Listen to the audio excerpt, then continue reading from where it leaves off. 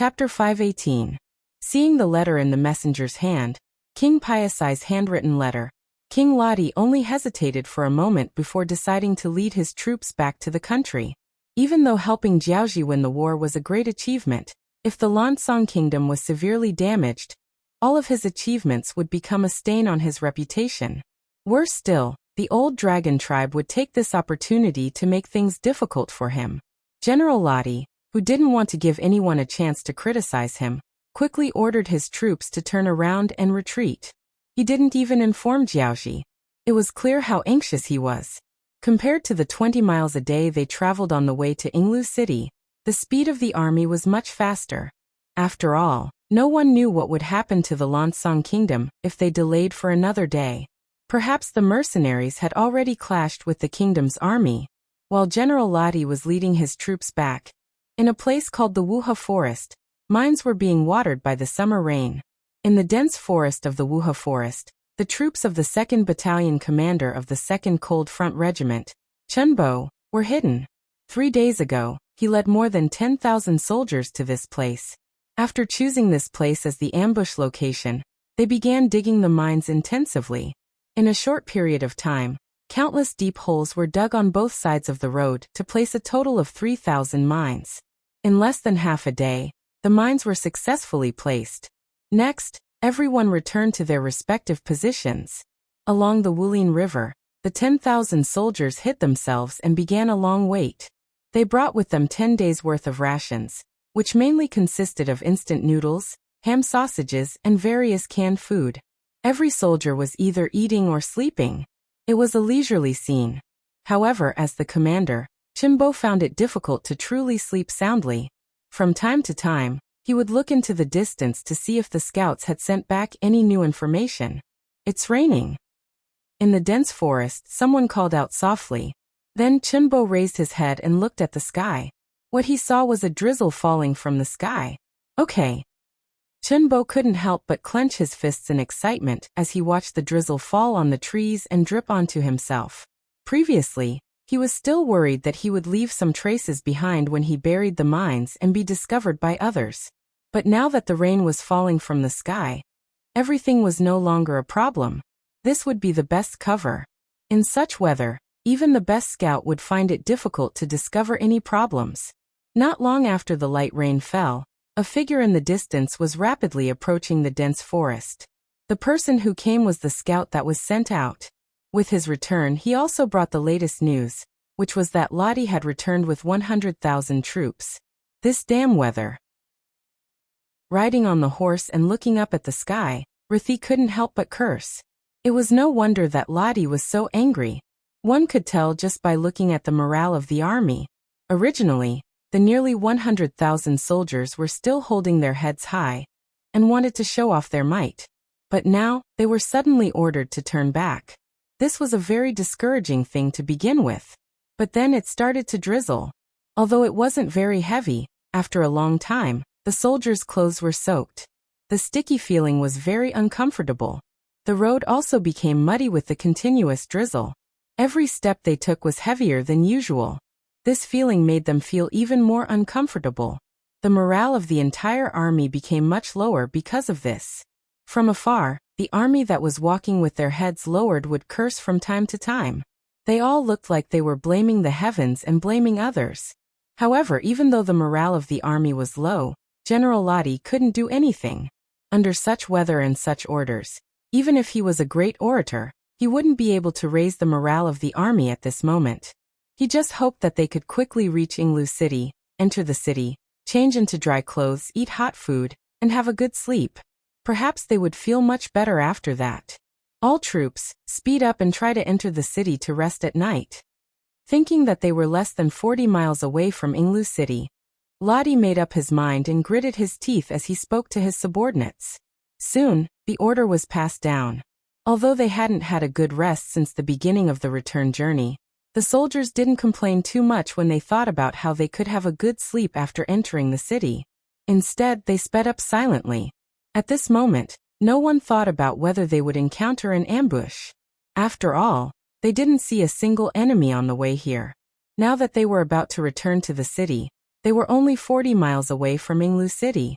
In addition, the weather was bad and the sky was gradually darkening. Who would attack them at this time? Just like how it was very strenuous for them to walk. Wouldn't it be the same for the enemy who wanted to attack them?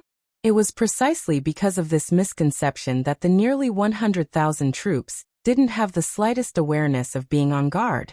On the contrary, because of the rain, the distance between the front, middle, and rear of the army was increasing. The sky slowly darkened. Perhaps it was because of the rain, but the sky was much darker than usual. It also made people feel very vexed. However, all of this didn't affect the mercenaries much. They were originally hiding in the rainforest, and the trees above them had blocked much of the wind and rain for them. In addition, they had been sleeping the entire day apart from eating, so everyone was in good spirits. At this moment, this group of elite soldiers was staring at the approaching Lansang army. Even though the front of their army had already walked past them, not a single soldier had the intention to charge out and fight. Even the 10,000 Jiaoji mercenaries didn't dare to make a single sound under the strict orders of General Hong Jin. It was as if they were afraid of causing a commotion and angering the mercenaries, who killed without batting an eyelid.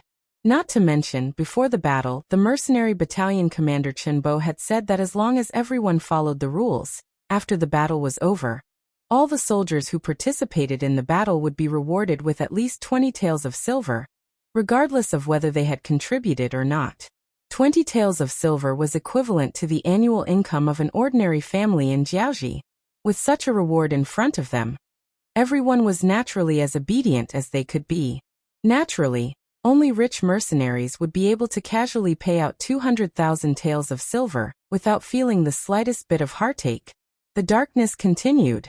Half of the Lansang army had already passed through the Wuhe forest, including the 5,000 cavalrymen and 5,000 archers. They were the main force and soul of this army of close to 100,000 men. Everyone get ready. Through the night vision binoculars in his hands, he could clearly see the front of the army.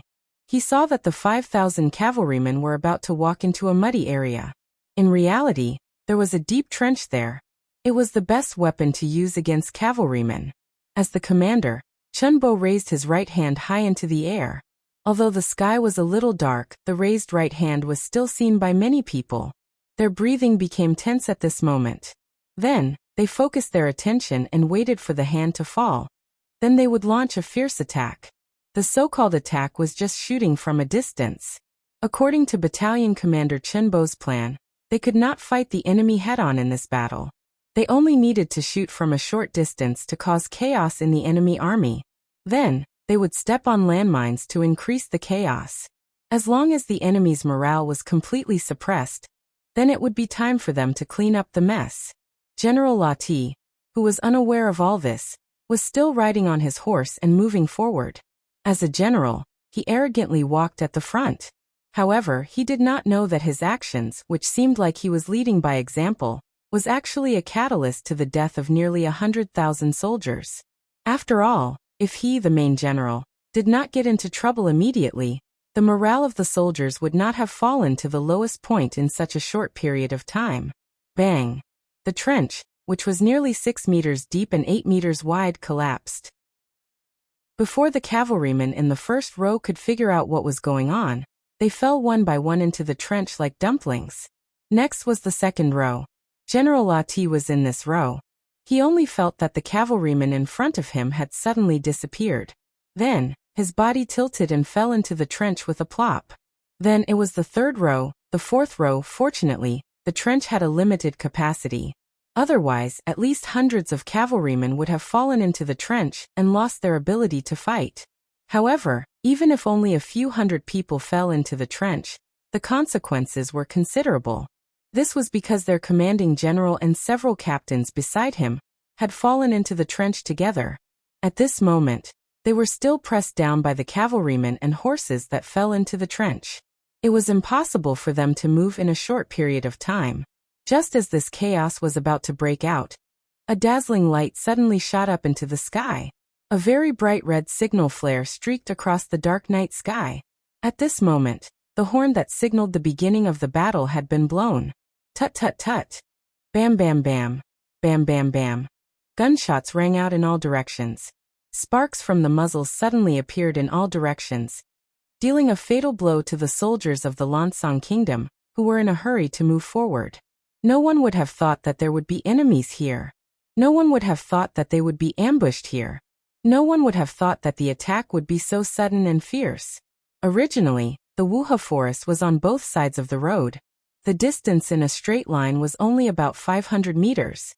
When all kinds of bullets flew over, and when people suddenly fell to the ground in the rainy night, the army was in chaos.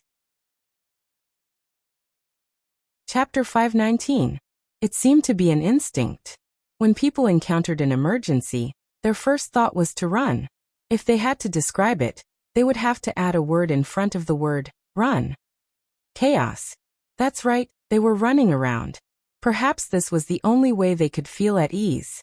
As long as they kept moving, they would feel safer and know that they were still alive. However, they did not know that there were 3,000 landmines buried around them. Although the number was not considered a lot, it was much less than the 10,000 landmines that Yang Qindong buried in the Liangshan rainforest to deal with Ruanyongyang. However, it was in the middle of the night, and under the sudden attack, when one of the 3,000 scattered landmines was stepped on, the shock it brought was also very strong. Boom, boom, boom, boom, boom. The explosions were incessant, flames were everywhere, blood was flowing everywhere, and corpses were scattered everywhere. When all these scenes appeared, it was like a purgatory on earth. Human lives became the most worthless existence. One of the captains who was lucky enough not to be affected by the war, under the premise that he could not find General Lati, acted like an ostrich under the protection of his bodyguards while he sent people to Inglu City, which was 40 miles away, to ask for reinforcements. In terms of numbers, there were more soldiers here. However, anyone could see that under the sudden attack, their morale was low and their morale was low. There was no way they could win a battle with such an army. If reinforcements could appear, it might be like a cardiac stimulant, raising the morale of these soldiers and turning the situation around. Those who could become 10,000 men commanders were no fools. Thinking back to the news that they had received, the mercenaries had dispatched troops from the Long Mountain Range and headed to Shiyu City to confront the Jiaoji Kingdom's army. It was unlikely that they would have many enemies after splitting up their forces. Perhaps they still had a chance to turn the tables. However, what the major didn't know was that his actions weren't salvaging the situation. Instead, he was destroying the last bit of hope that he had. The war was still going on. Under the continuous drizzle, there were still many Lansang Kingdom soldiers who were hit and fell to the ground, losing their lives. From time to time, there would be people who stepped on landmines out of fear. Not only did they pay with their own lives, but they also caused their comrades to be sacrificed. In such a chaotic situation, it seemed that there were enemies everywhere, and nowhere was safe. Even the 5,000 so-called elite godly archers did not have the slightest bit of combat prowess in the face of such a situation. In the darkness, they could only see tongues of fire shooting out from all around them, but they couldn't see where the enemy was. Every time they wanted to walk over to take a look, bullets would shoot through their bodies before they could even get close, causing them to fall one by one. After a few more rounds, and after throwing down nearly 500 corpses, they became much more obedient. They no longer dared to recklessly probe anything. Instead, they changed from standing to lying down. This was because they discovered that once they did so, their safety was much more guaranteed. This was because the bullets from the muskets wouldn't take care of them. This discovery gave more of the Lansang Kingdom soldiers hope of survival. Therefore, in less than an hour, all the soldiers who were still alive changed from standing to lying down. Because of this, the outside environment became much quieter than before. Unless there was someone who didn't have eyes and wanted to escape, only then would there be a few gunshots. Otherwise, it was very quiet most of the time. Although it wasn't good to lie down on the ground at this time, and many of them were even soaked by the rain and water, but compared to losing their lives, this was of course a very good result. Battalion commander, they are all lying down and not moving. Feeling that the swaying figures in their line of sight began to decrease until there were almost none, an officer reported to Chinbo, "Very good. Isn't this what we want to see? Tell the soldiers, don't waste bullets. As long as they don't move, we won't move either." When dawn comes, it will be time to reap the fruits of victory. Now it's up to Chunyang and Sergeant Su. Chunbo said calmly, but if one listened carefully, one could hear the sense of relief in his tone. Although the plan was very thorough, and they had set up an ambush here 3 days in advance. But before seeing the results, his heart had been hanging in the air. Now that there was finally a result, and it was a very good result, it was no wonder that his mood was much more relaxed. Yinglu City. As the temporary resting place of the Lansong Kingdom's reinforcements, this place was very safe. Even though General Lati had led the troops out, there were still 5,000 Lansong soldiers and 2,000 Jiaoji soldiers. A city with less than 40,000 permanent residents actually had 7,000 soldiers. This ratio was already very high. This made it so that the residents here were not too affected by the battle outside. Even if there was news that the Jiaoji Kingdom's capital had been taken over by the mercenary army, it was the same. This was because there was also news that King Lili was mobilizing a large number of troops to counterattack. Adding on the fact that 100,000 Lansong soldiers were stationed in this city, there was nothing to be afraid of. Not to mention that the mercenary army only had around 10,000 people. Since the residents were not afraid, the soldiers were even more so. Especially after General Lati led the 95,000-strong army to battle, the 7,000 soldiers who stayed behind to guard the city were living like the masters of the city. Other than closing the city gates to prevent accidents, they had been eating and sleeping for the past few days. Occasionally, they would gather together to gamble. Life was not too good. In actuality, the 5,000 people who stayed behind did not have much battle strength, and they were the weakest of the 100,000 people. As such, they did not have any military discipline. They all knew that the other soldiers had gone with the general to do meritorious deeds, and only they stayed behind. They were people who had been abandoned, and since it was like this, they decided to go all out. Adding on the fact that it had been raining for the past few days, they could drink some wine, sleep some well, and gamble some money. However, this good life was quickly disrupted. News came from the front lines that because the mercenary army had suddenly attacked the Lansong Kingdom, General Lati would no longer help the Jiaoji Kingdom, and would instead go back to help his own kingdom. Moreover, he might return to the city today, so wouldn't their good days be over? Since the general was coming back, the soldiers put away their playful attitude, cleaned the barracks, and prepared food. For the entire day, the 5,000 people were very busy. Just when they were almost done with their preparations, a cavalryman suddenly arrived at the city gate with an unbelievable piece of news. General Lati and nearly 100,000 soldiers had been ambushed and suffered heavy losses.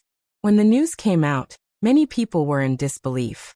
If the cavalryman who came was not a Chiliarch, and he was indeed one of their own, some of the soldiers would have doubted the authenticity of this news. Hurry up, the army is still fighting with the enemy, and we need your help now. The Chiliarch shouted at the top of the city gates. As if he was afraid that these people would delay the battle, he even shouted, "Weren't you guys regretting that you couldn't go with the army and get military merits? Now that the merits are in front of you, do you dare to fight for it?"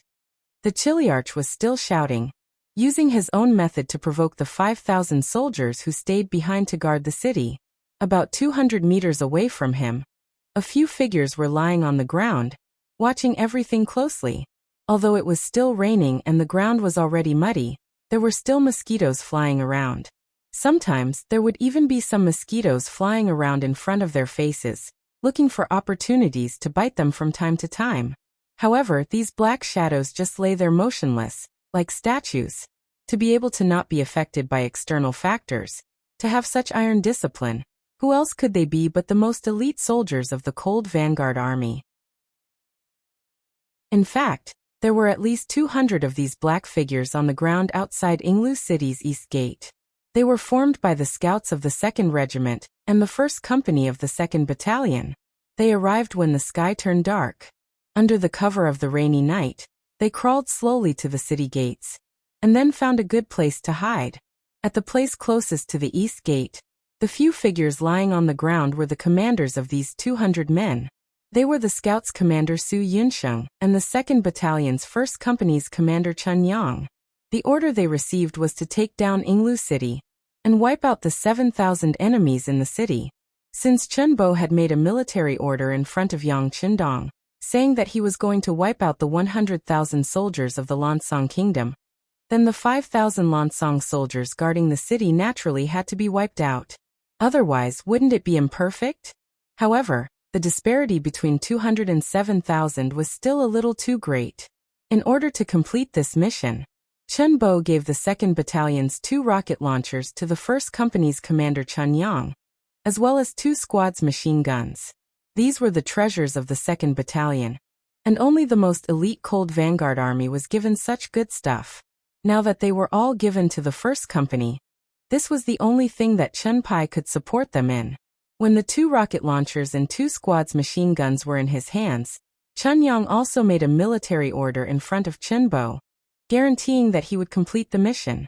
Speaking of which, the 200 of them only had to face the 2,000 Jiaoji soldiers in Yinglu City. With such firepower, this mission wasn't that hard to complete. At this moment, Company Commander Chunyang and Company Commander Su Yunxing were discussing the battle plan below the city gate tower. Chapter 520. Even though they were all company commanders, they seemed to be of the same rank. However, because Su Yunxing was a scout company commander directly under the regiment, his name was even registered with the 6th Young Master. In comparison, Chunyang, the company commander of the main force, was half a level lower. Because of this, Chunyang spoke in a negotiating tone. Company Commander Su, do you think we should first take control of the East Gate, then quickly take down the Jiaoji general's residence? I think so. After thinking for a moment, Su Yunxing nodded and added, I'll leave the East Gate and the general's residence to your company. I'll take the scout company to take control of the North, West and South gates. We'll try to take control of the entire city in the shortest amount of time. Chunyang was waiting for this sentence. He immediately said to Su Yunxing with a face full of gratitude, Thank you, Company Commander Su. AI, no need to be so polite. We're all completing our mission. Su Yunxing smiled and said in a low voice, The city gate is open. Yinglu City's east gate was indeed open.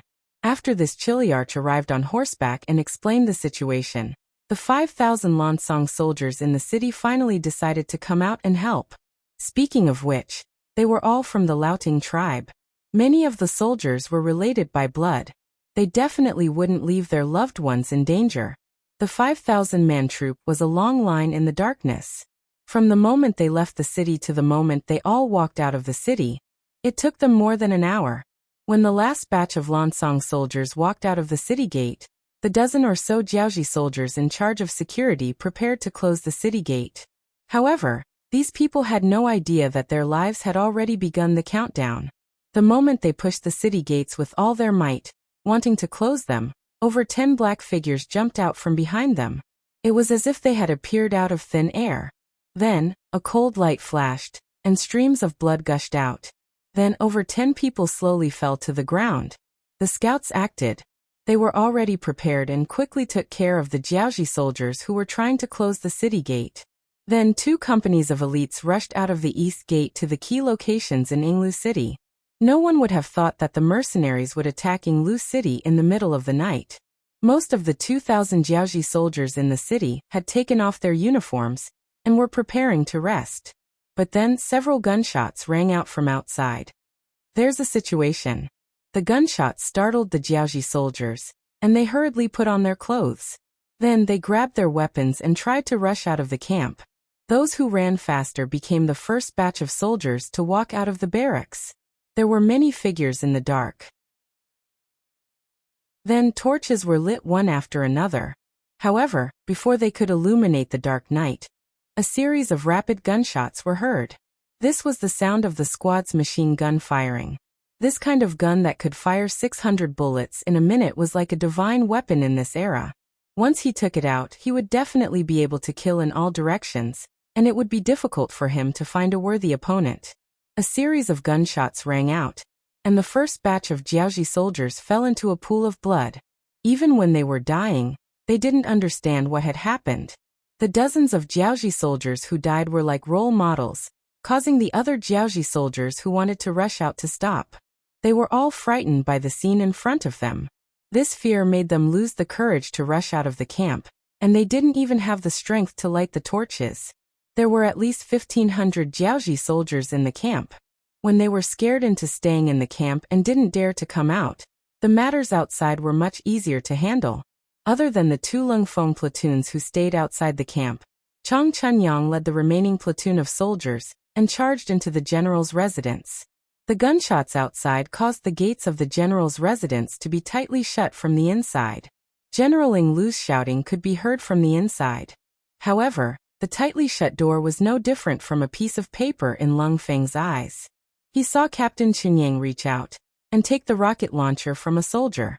Then, with a loud bang, the tightly shut door was blown apart. The Jiaoji soldiers who were using their bodies to push against the door were sent flying. A few of them had already closed their eyes and stopped breathing while they were flying. Charge!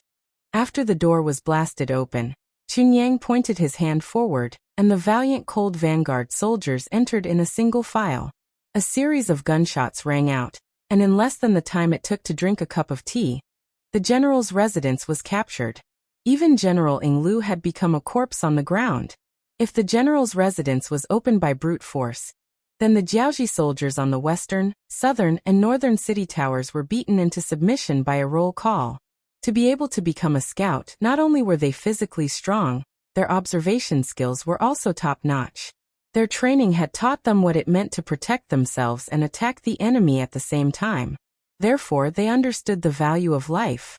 When Company Commander Su Yinsheng gave the order to the 3 platoons to attack freely, they actually chose the same method. They didn't attack the city towers, and only occupied the city gates.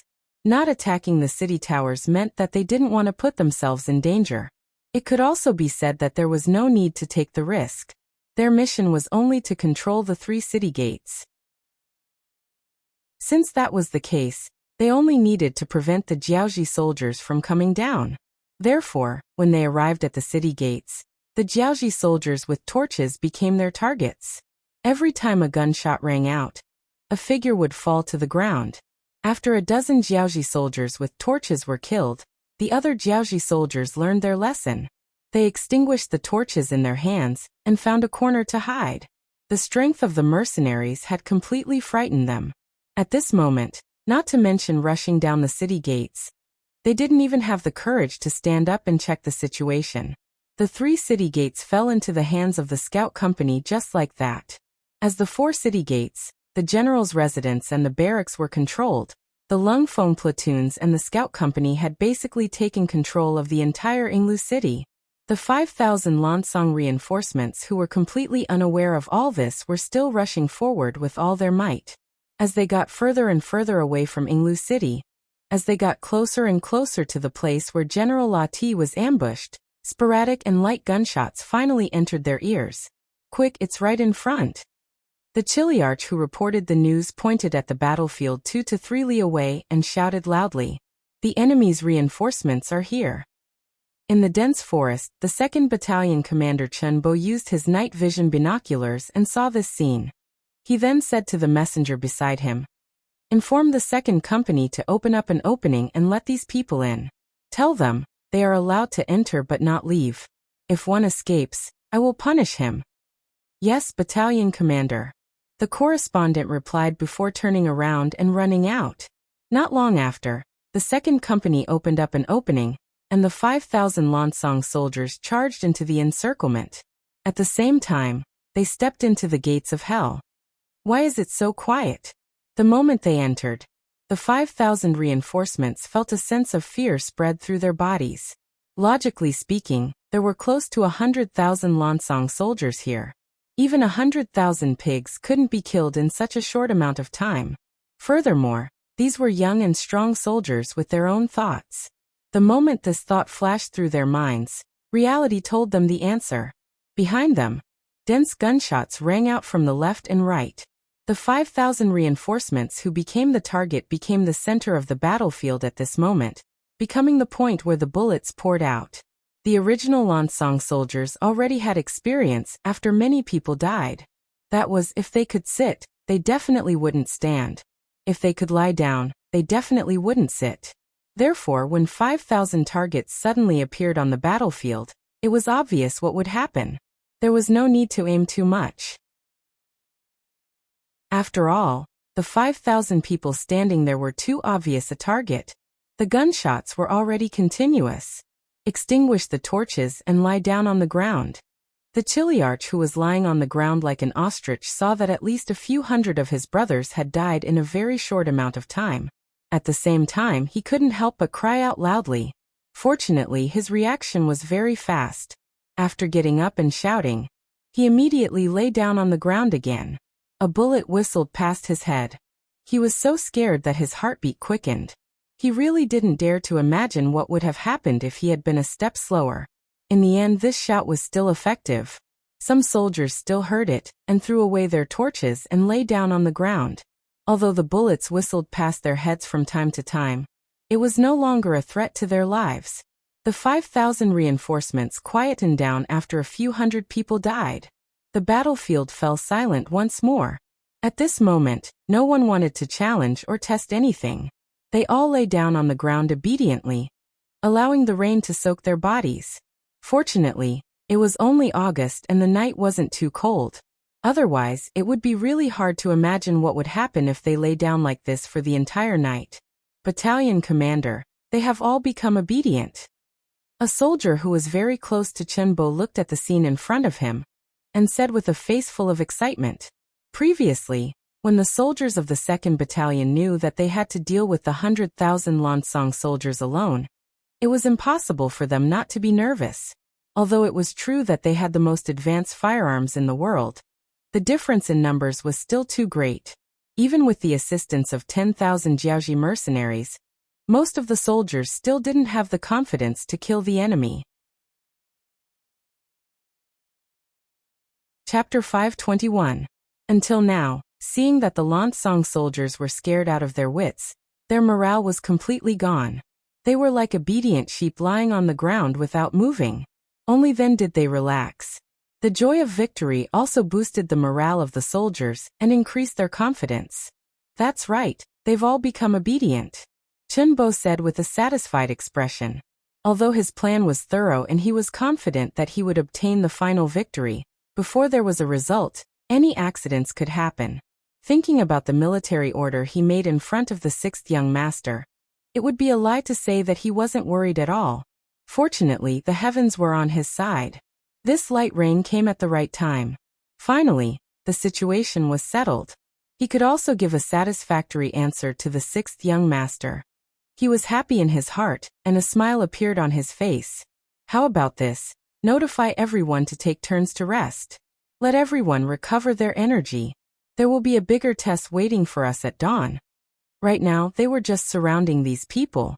As for whether they could take them all down, there were still many things to be done. Of course, the next battle wasn't a big battle. As long as everything went according to plan, it was obvious what choice these 100,000 people would make. When people were sleeping, time would often pass very quickly. However, it was also nighttime. Lying in the water and lying in the mud, that feeling was completely different. It wasn't an exaggeration to say that a day felt like a year. No matter if they were lying down or lying down, the feeling of being soaked in the rain wouldn't be too good. Not to mention, the light rain didn't seem to have any intention of stopping. Not only that, there was a moderate rain in the middle of the night. That feeling was really uncomfortable. Even so, no one couldn't endure it, because everyone knew that if they dared to stand up at this time, they would definitely become the target of the muskets. The worst thing was that even if they stood up, they didn't know where to run to. Originally, they had retreated by running all the way back. Their bodies were very tired. In addition, they didn't eat much. Under the hunger and sleepiness, their spirits were not good. In such an environment, they could not sleep even if they wanted to. Thus, when the sun began to rise, the morale of the 100,000 Lansong army had already dropped to the lowest point. The summer days were long to begin with, so the sun rose earlier in the morning. The mercenaries who surrounded them only slept for a little more than 2 hours before they had to wake up. Fortunately, they were able to sleep well for the past 2 days. In addition, they were prepared. Every soldier was wearing a raincoat. In terms of mental state, They were much better than the Lansong soldiers. From the moment the sky started to brighten, the mercenaries held their guns tightly in their hands, ready for the Lansong soldiers to counterattack. However, it was obvious that this was unnecessary. Tired, sleepy and hungry, the soldiers of the Lansong kingdom had long lost the courage to resist. They did not know where to escape to, nor did they know where to go.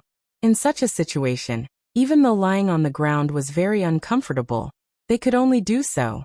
It's about time. Seeing that the expected riot did not happen, 2nd Battalion Commander Chun Bo heaved a sigh of relief. He stood up and his eyes shone. Pass down the order. The cooking squad can start working now. About an hour later, bursts of fragrance began to spread in all directions. When this fragrance entered the noses of the surrounded Lansong soldiers, it caused many of their bodies to move. When a person was very hungry, even the food that they usually disdained to eat would be very delicious. Furthermore, under the orders of Battalion Commander Chun Bo, the cooking squad put a lot of fresh meat in their breakfast. When the smell of the meat soup floated in the air, it only increased their appetite. Under the temptation of the meat soup, many Lansong soldiers forced themselves to look into the distance. What they saw were groups of soldiers in camouflage uniforms and some soldiers in Jiaoji army uniforms queuing up to get food. These soldiers had a big bowl in their left hand and a big bun in their right hand. They were drinking the soup and eating the bun, looking extremely happy. Rumble. At this moment, someone's stomach rumbled. When this rumbling sound rang out, no one laughed at him. On the contrary, when everyone looked into the distance, they could not help but swallow their saliva. It was clear that this scene was not small to them. After another hour, the mercenaries took turns to eat a hot breakfast. To them, in the 3 days that they were hiding here, they had been eating instant noodles, ham sausages and all kinds of canned food. Although it was not a problem to fill their stomachs, it was not as good as eating hot food. The mercenaries all ate a hot breakfast and were all full. Then they returned to their respective teams and continued their surveillance work. The only difference was that the pots that were cooking the soup didn't seem to have any intention of stopping. Under the dozens of temporary tents, the soup was still steaming, and the aroma was everywhere. When a new pot of broth had been boiled, and a new pot of steamed buns had been piled up, 2nd Battalion Commander Chun Bo took out a simple loudspeaker and began to broadcast his voice. Soldiers of Lansong Kingdom, I believe that many of you can understand what I am saying. Of course, if you don't understand, it's fine. You can ask the people around you who understand Chinese. Standing on top of a tall post with one hand on his waist, and the other holding a megaphone, Chun Bo shouted loudly. Lansong Kingdom was the Lao's protector of the great Ming Dynasty. Naturally, there was no lack of people who understood Chinese. Because of the influence, there were very few people who did not understand Chinese. Noticing that everyone was looking at him, Chun Bo first laughed and then continued to shout. Soldiers of Lansong Kingdom, there are only 2 paths in front of you. The first is to stubbornly resist and die. The second is to immediately surrender and live. I won't say anything to those who want to die. You can try to charge out and see if your speed is faster, or if our guns are faster. As for the brothers who want to live, you can walk out of the ranks now, lay down your weapons and surrender. You can drink hot meat soup and eat hot buns. Your lives will be preserved, and the only thing you will lose is your temporary freedom. Otherwise, don't think about playing tricks with us. If anyone wants to fake surrender, I can guarantee that he will suffer a fate worse than death. All right, whether you live or die is in front of you. Make your own choice. Passing the megaphone in his hand to the signaler, Chun Bo waved his hand and 2,000 Jiaoji mercenaries walked out. Each of them held a long blade in their hands. 200 people in a group stood beside a large pot, ready to accept any surrender at any time. 10,000 people wanting to subdue 100,000 enemy soldiers. It was like a fantasy story. After a night of rain, coupled with the fact that he was tired and hungry, Chun Bo did it just like that. Without any fighting spirit, the 100,000 Lansong soldiers without a leader were like docile little sheep. Seeing a tiger open its bloody mouth, they could only surrender. One by one, the Lansong soldiers climbed up from the ground in a sorry state.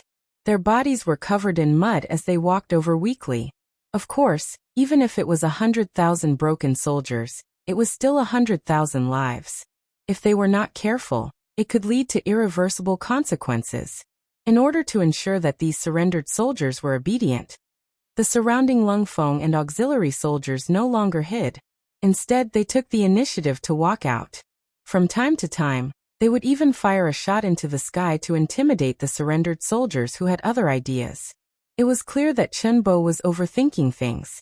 Under the starvation, the Lansong soldiers who had lost their fighting spirit only thought of one thing, and that was to survive. How could they dare to have other thoughts?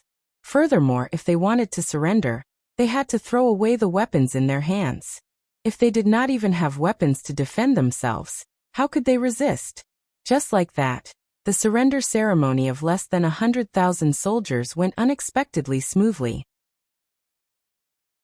What made Chen Bo very satisfied was that there was also news from Yinglu City. Su Yunsheng and the Spring Sun Company commander did not disappoint him and successfully took down the city. The surrender ceremony was also going smoothly in the morning. Shiyu City. All kinds of information were gathered in the hands of the sixth young master, Yang Chendong. After knowing that Commander Niatong's plan to lure the enemy was successful, and that Lei Xiai's troops had returned to Yinglu City, Yang Chendong knew that the Lansong Kingdom's reinforcements would not be a hindrance to his advance. Even if Chen Bo could not imprison the 100,000 soldiers, he could at least defeat them. Young master, Commander Chen must have made his move last night. Tiger's man analyzed the information and came to the same conclusion. That's right. Yang Chendong agreed. Then he looked in the direction of Shiyu City and said, since Commander Chen has already made his move, then we should also have some progress on our side. Pass down the order, prepare to attack the city. The matter in Jiaoji needs to be resolved as soon as possible. At this point, Yang Chendong could not help but think of the information sent by the Security Bureau 2 days ago. The Southern Ming Imperial bodyguards actually went to Jianing and took away his fourth brother. Although from the information, the other party's attitude was still considered polite when doing this. However, Yang Chendong knew that Zhu Qizhen did not have the courage to lower his face. Therefore, he only took away his fourth brother and did not immediately do anything. To put it bluntly, Zhu Qizhen was targeting him. He wanted to use this as a warning. However, Yang Chendong was not too worried. Although he was a little worried about his fourth brother's safety, he believed that as long as nothing happened to him, Zhu Qizhen would not be so stupid as to go against his fourth brother. After all, killing Yang Chendong would not benefit Yingzong at all. It would only force Yang Chendong to rebel. Chapter 522. Since he could see this, Zhu Qizhen should be able to see it as well. Even fourth brother was taken away, so it could be seen that Zhu Qizhen was afraid of him. In order to suppress his development, Yingzong would definitely think of ways to stop him from expanding. It wouldn't be long before the imperial edict arrived. In other words, he didn't have much time left. Tiger's mane, tell Yang San to think of a way to stop the imperial eunuch. I don't want to see them so soon. Understood. Tiger's mane replied and left. When he gave the order to prepare for the siege, he also called the deputy chief of the Security Bureau, Yang San, over. On the west side of the city, there were many armored soldiers, and the atmosphere was tense. The Lansong Kingdom's 100,000 reinforcements suddenly retreated, which gave King Lili a bad feeling. Even though he had yet to figure out what had happened, he knew that Jiaoji was in grave danger this time. In fact, until now, the Jiaoji Kingdom's communication with the outside world had been cut off. All they could see was what was happening in front of them. Although there was no information from the outside world, as the king of Lili, who had once wrestled with the great Ming Dynasty, his formidable potential was displayed. He summoned all the civil and military officials and said with certainty, "The mercenaries should be attacking soon. We should also be prepared." There weren't many people who dared to oppose Li Li's words. Crown Prince Li Yuanlong was one of them. Seeing that his father didn't have any information and didn't have any reliable information, he said with a doubtful tone, "Father, why do you say that?" His son was good at everything, but he was a little too confident. With this kind of personality, he wouldn't easily trust others, even if he was his father. In truth, Li Yuanlong still valued his father very much. It was just that he had made some bad decisions in the past, especially when his base of operations in the Nine-Truth County had been occupied. This had caused his personality to change a little. He always wanted to prove himself, which led to this problem. If others asked, perhaps Li wouldn't give any explanation. After all, he was the king, and he didn't need to consider other people's opinions when making decisions. But the one who asked this question was his son, so everything was a different story. He tried his best to speak in an amiable tone. Father made this decision based on two judgments. First, the Lansong Kingdom's 100,000 reinforcements suddenly retreated. Although we still don't know the reason, their retreat must be caused by the mercenaries. This proves that they are preparing to make a move. 2. Extending the second finger of his right hand, King Li continued, "The diplomatic group we sent to contact the southern Ming has already left for a long time. Even the news of the capital being occupied has been sent out for a period of time. Presumably, the current emperor of the southern Ming dynasty should also know about what happened here. Since the mercenaries have such a strong fighting strength, I'm sure that not only us, but also the young emperor of the southern Ming dynasty, unless there was something wrong with his brain, he would definitely think of a way to stop the mercenaries from growing stronger. If the mercenaries don't make a move now, I'm afraid that they won't have a chance to do anything once the emperor's imperial edict is issued." It had to be said that Li's intelligence was indeed very high, and his analysis was also very thorough. This was indeed one of the reasons why Yang Chendong was in a hurry to make a move. Of course, Li didn't know that the second reason why Yang Chendong was in a hurry to make a move was because he didn't want to waste too much time on conquering the Jiaoxi kingdom. The destruction of a kingdom was a huge matter for the generals, and even the monarchs in ancient times. It might even take a long time to prepare for this battle. Even if it took 10, 20, or even longer, it would take several generations of people to work together. However, all of this didn't mean much to Yang Chendong, who had mastered the advanced firearms. Although his strength wasn't too strong right now, it was still possible to win against the Great Ming dynasty, but it was impossible to easily conquer the Jiaoxi kingdom. After all, the Great Ming dynasty's territory was too big, to the point that the people in his hands wouldn't even make a splash. In comparison, Jiaoxi was different. It was only a small kingdom, and he was already prepared to conquer it. It must be known that Yang Chendong's ambition was so big that it was impossible for others to understand. Even so, if he had to spend so much time and effort on a small kingdom like Jiaoxi, it would be impossible for him to achieve his goal in this lifetime. If he had to spend so much effort on such a small kingdom, what would he do when he faced the big kingdoms? As such, Yang Chendong didn't want to wait any longer. He wanted to make a swift and decisive decision, and quickly resolve the matter of Jiaoxi. In this way, even if others were dissatisfied with what he had done, what else could they say when he had done all that he had to do? No matter what Yang Chendong was thinking, at least Li's analysis was correct. After he explained the two reasons, even Crown Prince Li Yuanlong was convinced. He then said, "Father, since this is the case, should we prepare to fight?" "Of course we should fight, but we also need to make preparations for peace talks."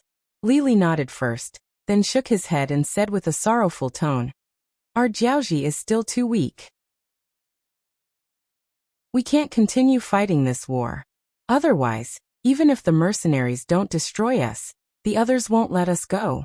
After saying this, Li said with a somewhat angry voice, "Send someone to investigate the assassination of the Duchess of Zhongdang. What is going on? That assassin is called Mo Ta, right? What is his background?" Hearing his father mention this matter, Crown Prince Li Yuanlong immediately reported what he knew. "Father, I have sent someone to investigate Mo Ta's matter. Although he is from Jiaoxi, he is no longer under our control. We have been wrongly accused. Of course this prince knows this, but we still need to give him an explanation. How about this? Let's investigate this matter thoroughly."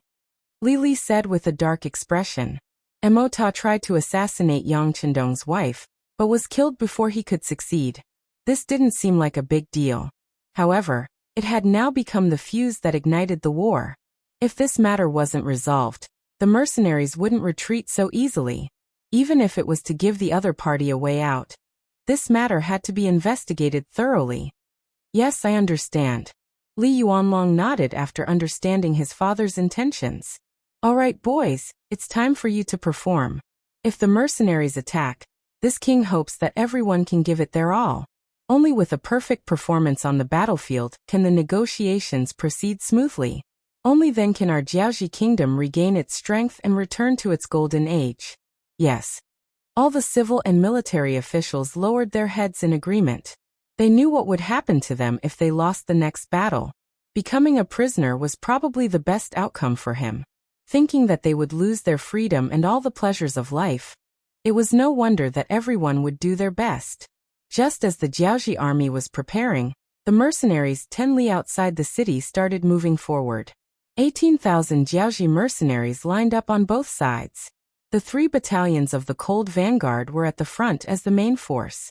Beside them were 7 auxiliary battalions, and behind them were 7 temporary auxiliary battalions. The army of 25,000 slowly moved forward in an orderly manner, from the original distance of 10 miles to 9 miles, 8 miles, all the way until they were 4 miles away before they finally came to a stop. Facing the mercenaries who were eyeing them covetously, the Jiaoji army in Shiyu City quickly reacted. General Li Xiaozhong was the vanguard. He led 30,000 soldiers out of the East City Gate and began to get into formation. If the mercenaries dared to move forward, they would charge forward and fight to the death. Li Xiaozhong wasn't a general in the Jiaoji army and wasn't a famous general. However, King Li still sent him out as the vanguard. It was obvious that he was testing the waters. At the same time, he seemed to be telling Yang Chendong that he didn't intend to fight to the death. If there was anything, they could sit down and discuss it. How could Yang Chendong not see the goodwill shown by the Jiaoji army? Not only did he see it, but the people around him also felt the same way. For example, the commander of the 2nd Battalion, Luo Pu, smiled and said, "Sixth young master, it seems like they're a bit scared." Ah! Hearing the commander's words, the other officers also laughed loudly. Yang Chendong also had a smile on his face. However, the smile quickly disappeared and was replaced with determination. Send 2 auxiliary battalions. Let's take care of them first. Fear wasn't the result Yang Chendong wanted. Looking at the history of China, weren't many foreign races like this? When you are weak, they will bully you without any hesitation. When you are strong, they will try to please you with a fearful look. This is the nature of human nature. The difference was that Yang Chendong wasn't as magnanimous. Of course, he wasn't magnanimous. Speaking of which, he was very vengeful. Since they wanted to participate in the Great Ming's internal strife, they had to be prepared to go for wool and come home shorn. There was no such thing as a free lunch in the world. If you wanted to punch someone, you wouldn't let them hit you. Chapter 523. Initially, everyone was worried that the 6th young master would take pity on them for showing weakness. After all, as soldiers, the battlefield was the best place to test themselves. If there were no more battles to fight, their presence would only get weaker and weaker. Now Yang Chendong did not relent because of their actions. He still decided to fight first. The 7 battalion commanders of the auxiliary battalions were all agitated. However, it was a pity that there were only 2 slots. In an instant, the 7 battalions were fighting over them. Lu Zhuo was also having a headache over the fact that there were clearly not enough slots to go around. Speaking of which, the 7 battalions were not too far apart in terms of fighting strength. It was not easy to choose who to send. After asking for instructions from Yang Chendong, they decided to draw lots to decide who to send. Of course, Lu Zhuo also said that if they were lucky enough to be sent but did not perform well on the battlefield, they would be sent to the sidelines the next time something like this happened. At most, they would be sent to the 2nd echelon. The lucky ones were the 5th and 6th battalions. However, the other battalions were not without hope. As long as they did not perform well, it would be time for them to fight. In order not to give the other battalions a chance, the 5th and 6th battalion commanders gathered their company commanders, platoon commanders, and even squad leaders to hold an emergency meeting. In their words, if anyone messed up in the upcoming battle, They could not blame them for being ruthless and directly expelling them from the military. This was expelling them from the military, not just retirement. The latter would at least not be in the military anymore. They could still do other things. Moreover, with a military background, many units in Chechen City would fight for them.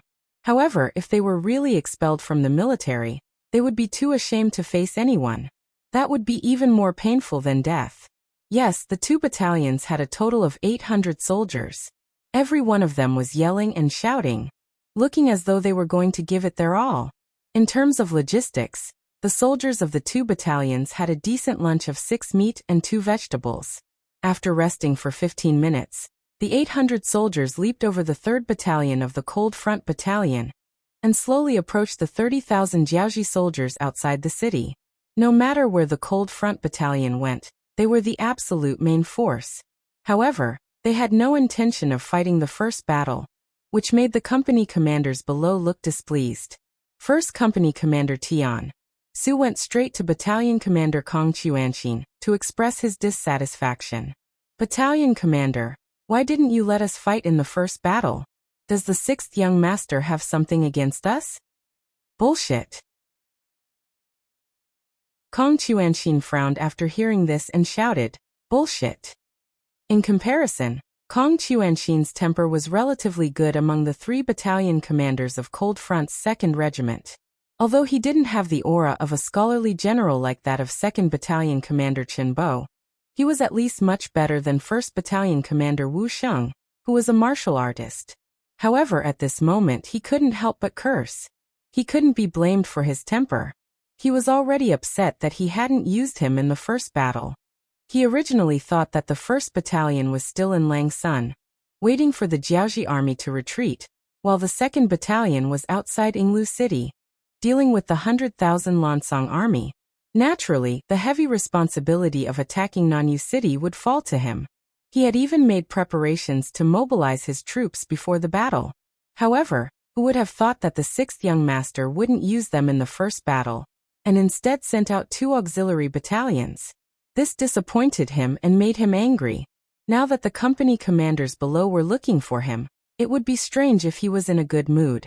Although he was angry, Kong Chuanxin knew that he couldn't bring his temper into the army. Therefore, after cursing, he said, "Don't think too much. The 6th young master definitely wants to use the steel on the blade. Don't you know that the enemy's general is just a nobody in the Jiaoji army? Against them, there's no need for a main force like us to fight. Therefore, we should be prepared to fight against their main force. That's what the Cold Front should be doing." Kong Chuanxin's thoughts were exactly what Yang Qindong was thinking. However, they were facing 30,000 Jiaoji soldiers, and they weren't even the strongest. They didn't see any iron shield soldiers or iron chariots. The enemy wasn't even the elephant soldiers or black soldiers. Why would he send out his strongest main force? Sending out 2 auxiliary battalions was already giving them a lot of face. Although it seemed like there was a huge gap between 800 and 20,000, Yang Qindong wasn't worried at all. The mercenaries had the most advanced firearms in the world. As long as they didn't rush over to fight the enemy in close combat, they had a high chance of winning even if they had 800 against 20,000. Just like in the later stages of the Ming Dynasty, the small slave builders only had a few hundred cavalrymen, and they were able to kill tens of thousands of Ming Dynasty soldiers. If even they could do it, the mercenaries wouldn't have a problem. Back to the main topic. The 800 soldiers from the 2 auxiliary battalions walked out from the mercenaries and approached the Jiaoji army. Young Master Li was riding on his horse. When he saw that less than 1,000 mercenaries had walked out, he couldn't help but laugh coldly. These mercenaries are too arrogant. Do they really think that they are made of iron and can't be killed? Trying to shake my 30,000 strong army with less than 1,000 men? You are asking for death. I'll grant you your wish. Men, blow the battle horn. Charge and kill them. Although Li Xiaozhong knew that the mercenaries were equipped with advanced firearms, he quickly suppressed his fear when he considered the fact that he had an advantage in numbers. As the order was given, the 30,000 Jiaoji army advanced step by step under the sharp sound of the battle horn. There were more than 10,000 soldiers, and there was no end to them. Outside the east gate of Shiyu City, when the 30,000 soldiers were spread out, the pressure they exuded was immense. At the very least, these Jiaoji soldiers were emboldened by this aura. With every step they took, they shouted the word kill. Their voices reverberated between heaven and earth, lingering for a long time without dissipating. On the east gate tower of Shiyu City, King Li and the Crown Prince were watching. When they saw that the mercenaries had sent out less than 1,000 men, they couldn't help but look down on them. Most of them were thinking that even if the mercenaries had advanced weapons, they were still too arrogant to use only 800 to fight 30,000. As long as these people charged in front of them, they would be able to kill the mercenaries with just a spit of saliva. Indeed, many Jiaoji people had such thoughts. On the other hand, the mercenaries also had the same thought. It was time for the auxiliary soldiers to show off their might. When the 30,000 Jiaoji soldiers began to move forward, the 800 auxiliary soldiers stopped moving. Then one by one, the soldiers checked their weapons and ammunition.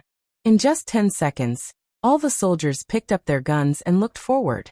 In fact, they had already checked their weapons countless times before they arrived. Their actions just now were subconscious. 5th Battalion, target 6 to 12 o'clock. Get ready. 6th Battalion, target 12 to 6 o'clock. Get ready. The two auxiliary battalion commanders gave the command to prepare for battle at the same time. 800 soldiers stood in the same line, giving the impression of a long green dragon entrenched on the ground. Open fire. The distance between the two sides was now only 400 meters, completely within the firing range of the muskets. The two battalion commanders immediately gave the order to open fire, and a series of gunshots instantly suppressed the other party's footsteps and sounds. Bullets flew out horizontally. When the Eight-Nation Alliance entered Beijing, there were only 1,000 of them. However, they were able to defeat tens of thousands of Qing soldiers and the Boxer groups. This was the power of firearms.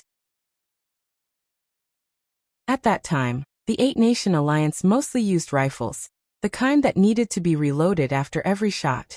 Moreover, the effective range of those rifles was only 200 to 300 meters.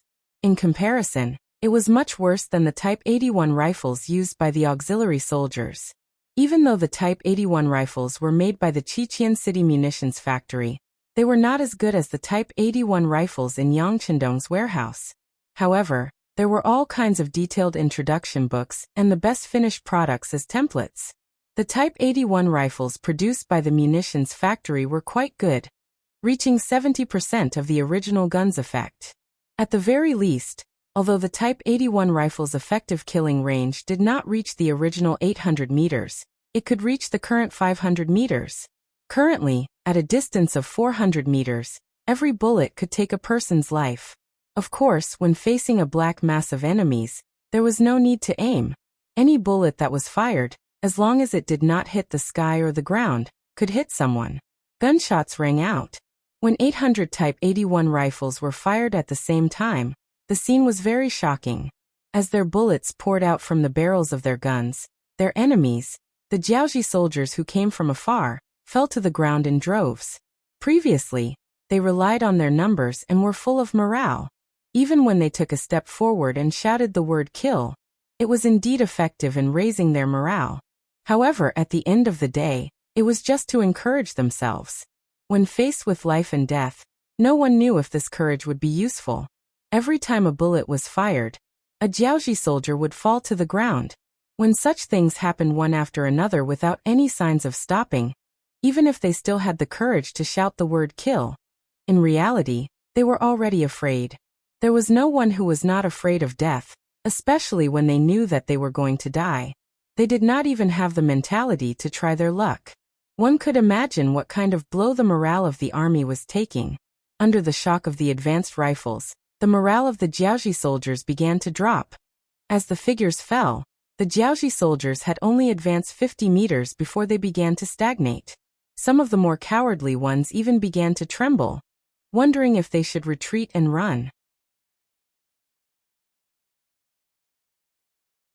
Chapter 524. Death was scary to some people, but to do it despite knowing that death was inevitable would only make it even scarier. Idiot charge. On top of the city gate tower, Crown Prince Li Yuanlong watched his soldiers die one by one under the mercenaries' guns. In fact, there were hundreds of people paying the price with their lives every breath. It would be a lie to say that he did not feel heartache. However, since they had already charged, there was no turning back. Since that was the case, they should be thinking about how to achieve victory. Without a doubt, how were they going to charge past the hundreds of enemies? The most important thing was to engage in close combat and reduce the effectiveness of the enemy's firearms. Perhaps to prove the Crown Prince's words, the commanding general below the city wall, Li Xiaozhong, happened to give the order for the entire army to charge. He continued to shout the battle cry, and at the same time he shouted to the people around him in a bewitching manner. They only have 800 people. As long as we can rush to their side, victory will belong to us. Charge. Whoever kills one enemy will be promoted by 3 ranks, and will be rewarded with 100 taels of silver. With such a great reward, brave men were bound to come forward. Especially when Li Xiaozhong killed a few soldiers who wanted to retreat, the other Jiaoji soldiers gritted their teeth and charged forward. That's right, once they charged forward, the firearms in the hands of the mercenaries would not be as effective. That would be the time for them to kill the enemy. Retreat. Seeing that the enemy had finally come to their senses and knew how to charge, the 2 commanding generals of the Jiaoji battalion immediately ordered. At the same time, the soldiers of the 5th and 6th battalions gave the order to retreat. At the same time, the guns in their hands continued to spit out flames and bullets. Jiaoji soldiers kept falling in the path of the charge.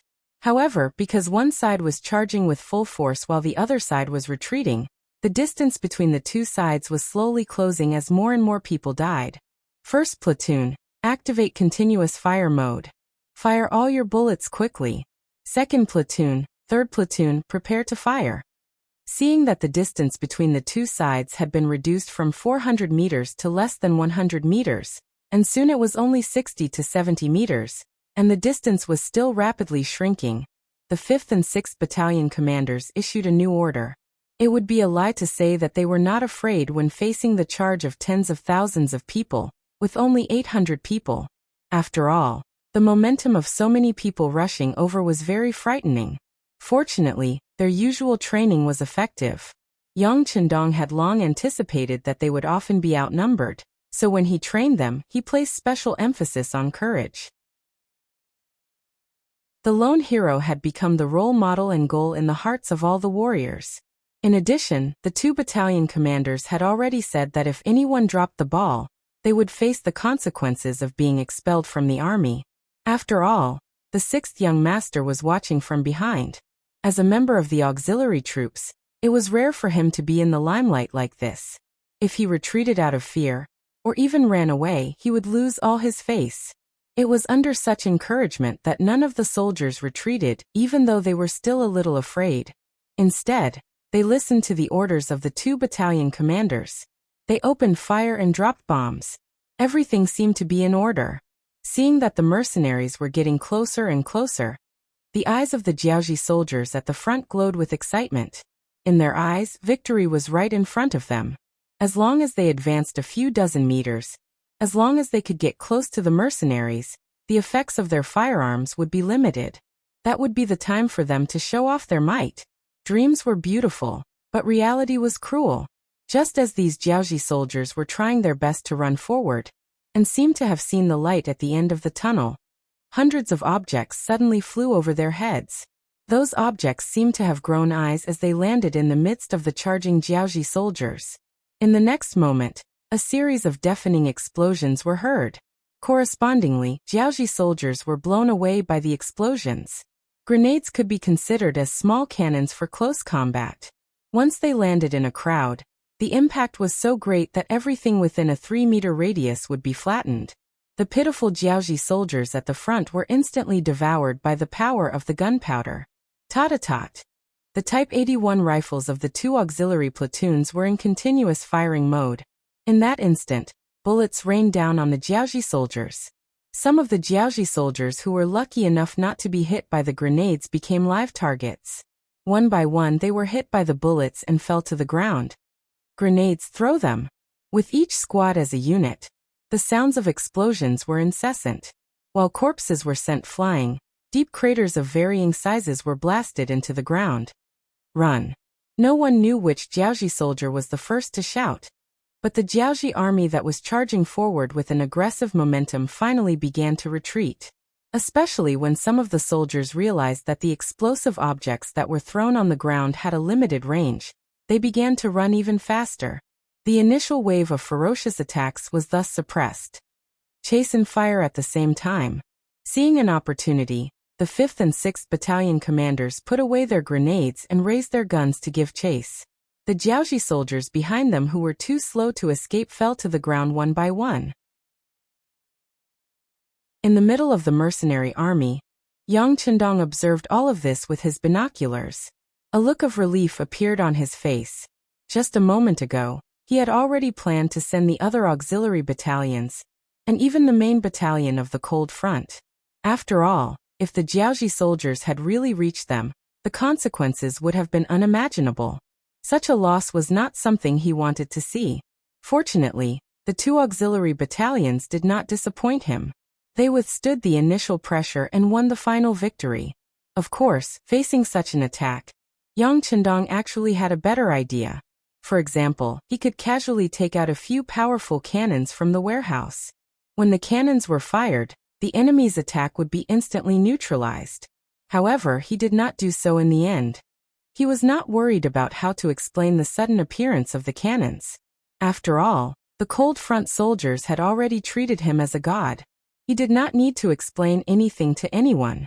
What he was worried about was that if he used the cannons this time, what about the next time? When he was not on the battlefield, what would happen if the mercenaries wanted to attack the city or even destroy the country? It was impossible to have the help of the cannons every time. Without chariots, not to mention the difficulty of transporting such a thing, if such a treasure fell into the hands of the enemy, the consequences would be fatal. Of course, it was necessary to use the cannons appropriately. After all, the Cold Front would need to be equipped with a certain number of cannons in the future. However, even if they were to be used, they would have to be used on the blade. On the battlefield, as the mercenaries retreated, the 2 auxiliary battalions began to counterattack. Although their footsteps were not very fast, because the enemy was still within shooting range of the 81 caliber guns, every time they fired, there would still be enemies who would fall to the ground. Open the city gates and let them in. On the tower of Shiyu City, seeing the defeated Jiaoji soldiers being slaughtered right under his nose, the King of Lily's face was already pale. He suddenly realized that he seemed to be really old. He actually began to feel fear from the bottom of his heart. This was something that had never happened to him when he was young. Even when he was facing the powerful Ming Dynasty, he still dared to make his own voice and arm wrestle. But now, in the face of the seemingly invincible mercenaries who were able to repel his 30,000-strong army with less than 1,000 people, he really didn't know what to do or what to do at this moment. On the tower, the Jiaoji archers began to continuously fire arrows. Although they were far from being able to hit the mercenaries who were still 400 meters away, they at least had to show that they had the ability to counterattack. The East City Gate was already wide open, allowing General Li Xiaozhong and his defeated soldiers to successfully enter the city. Although they were defeated, they were still Jiaoji soldiers after all. Needless to say, who would not be defeated when facing such an opponent. After the soldiers surged into the city gate, they did not even have time to care about the wounded soldier who was shot but did not die. The city gate was quickly closed. They were afraid that the mercenaries would take the opportunity to directly attack the city. However, in reality, the 2 auxiliary battalions had already retreated. In this battle, they had killed at least a few thousand people and successfully completed their mission. When the 5th and 6th Battalion commanders returned to the barracks, they were naturally praised by Yang Chendong. He also announced that their contributions would be recorded and would be rewarded when the time was right. The 2 battalion commanders immediately received countless envious gazes. Although the other battalion commanders were also jealous, they knew that these 2 battalion commanders had some ability after witnessing everything. Just the fact that they were able to remain unmoved in the face of 10 times the enemy's pressure was already admirable. As for contributions, With so many enemies, was there a need to be afraid that there would not be any more battles to fight in the future? As long as one was strong enough, gold would always shine. After the battle, it was almost night time. Yang Chendong had no intention of launching a night attack. It was not that he did not have the ability to do so, but the current Jiaoji was not worth it for him to do so. Therefore, other than the soldiers who were left behind to carry out the necessary patrols, the rest of the soldiers went to bed early after dinner. Others could rest, but Yang Chendong could not. He still had too many things to do. For example, the 2nd Battalion commander, Chen Bo, had sent news that they had successfully completed their mission. They had killed General La Ti of the Lansong Kingdom's reinforcements and more than 5,000 soldiers. The remaining 95,000 Lansong soldiers and 1,000 Jiaoji soldiers in Yinglu City had all become captives. After the first step was completed, Chen Bo asked for instructions on what to do next. In response, Yang Chendong gave the orders while Tiger's Mane recorded them down. Inform Hanoi City to send out 20,000 educated youths from Qiqian City. Leave 2,000 of them in Yinglu City to carry out preaching activities. The rest will help Battalion Commander Chen to take the captives back. Inform the Navy to be prepared to send the captives to Qiqian City.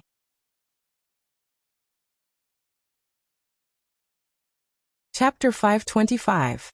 After dealing with the matter of Yinglu City in a decisive manner, he picked up another piece of information to read.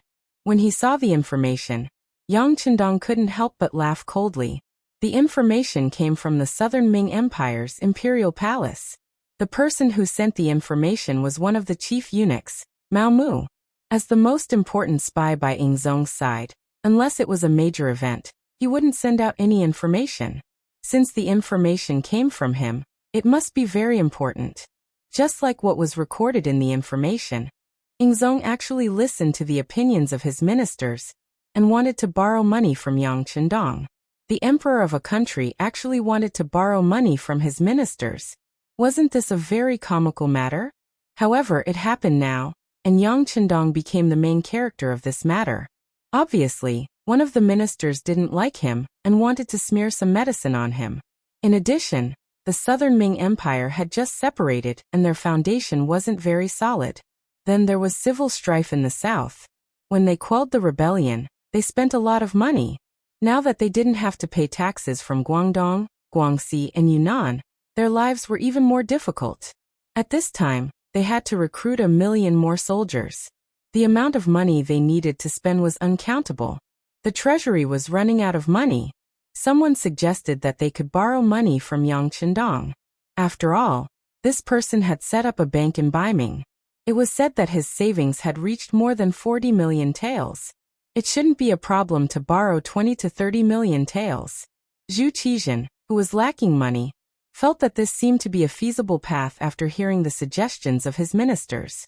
He decided to let the eunuch in charge of announcing the edict tell Yang Chendong to stop sending troops to Jiaoji. Then he would ask him to lend money to the Southern Ming Empire to tide over the current crisis. Mao Mu said this in the information.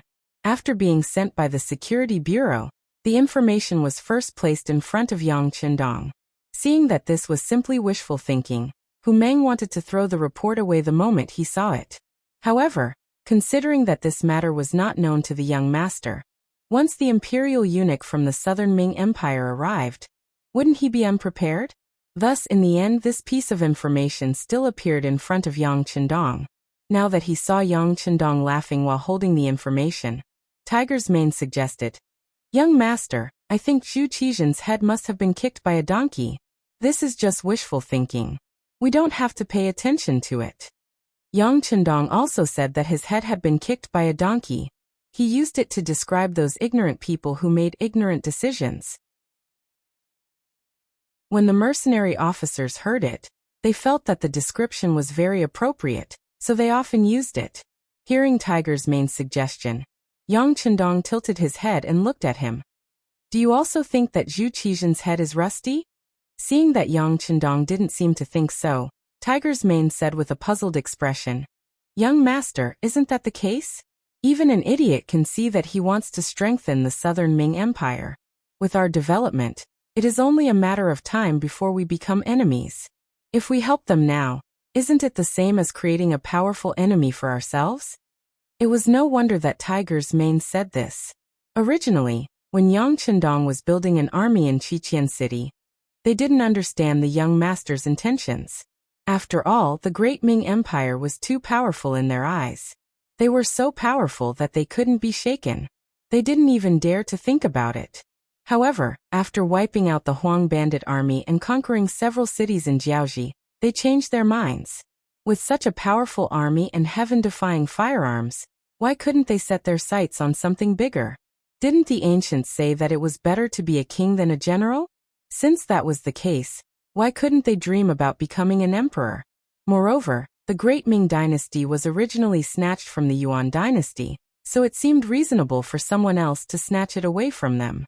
It had to be said that Tiger's Mane wasn't the only one who had such thoughts. Many of the high-ranking officers in the mercenary army also had such thoughts. It could be said that this had already formed a certain scale. This way, if Yang Chendong wanted to attack the Great Ming Empire one day, there wouldn't be any resistance. However, in Yang Chendong's eyes, this wasn't the case. At the very least, he knew that the so-called one day was still far away from him. As for the reason, of course it was because of the population. Before solving this problem, Yang Chendong really didn't want to fall out with the Great Ming Empire.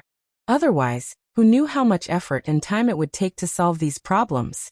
Towards the Great Ming Empire, Yang Chendong naturally couldn't be like how he was towards Jiaoji, where he could destroy a country and kill people at will. If he didn't use such extreme methods, it would take too much effort and time to solve the Great Ming Empire's problem. With the idea of easy first and difficult later, Yang Chendong decided to put the Great Ming Empire's problem aside for now. As long as he was strong enough, he believed that one day, he would be able to subdue the enemy without fighting. Since that was the case, he couldn't fall out with them. In other words, he really had to borrow money. Of course, lending money to the Great Ming Empire wasn't all bad. For example, he could use this opportunity to raise some conditions. What did the Great Ming Empire have the most? Naturally, it was the Han population. If he could use this to make a deal, Zhu Qizhen would definitely agree. If a large number of people could be used in an open and above-board manner, it would play a very positive role in accelerating the development of Crimson Castle, the entire Ryukyu Island, and even the entire Yang family's development. That was not something that could be achieved with just a few silver taels. In other words, the thing that Yang Chendong didn't lack the most right now was money. Putting aside the fact that the goods in the Outer Heavens Trading Company had always been in short supply, especially after the cooperation with the Walla, many things had begun to be exported to Europe, and had become items that the rich people there fought to buy. Just based on this, silver was continuously sent to the Yang clan. Moreover, as the Yang clan's navy continued to grow stronger, the amount of transactions at sea was also increasing. In the warehouse in Crimson City, silver had long been piled up like a mountain. There was so much that he didn't even know how to spend it. If there was a chance in the future, Yang Chendong would consider using his own banknotes. After all, using silver as currency was somewhat wasteful. Just the silver itself would be consumed. Even with the assistance of the Yang clan's bank, the Yang clan's bank didn't exist everywhere. Banknotes weren't good for real circulation, but it would be much better if he could use banknotes instead. Of course, this was just an idea. There was still a lot of preparation work to be done. If it was done, the silver would be so much that he wouldn't be able to spend it all. He could lend it to the Great Ming Empire in exchange for a sufficient number of people. No matter how he looked at it, it was worth it. After having a rough idea in his mind, Yang Chendong put this matter aside.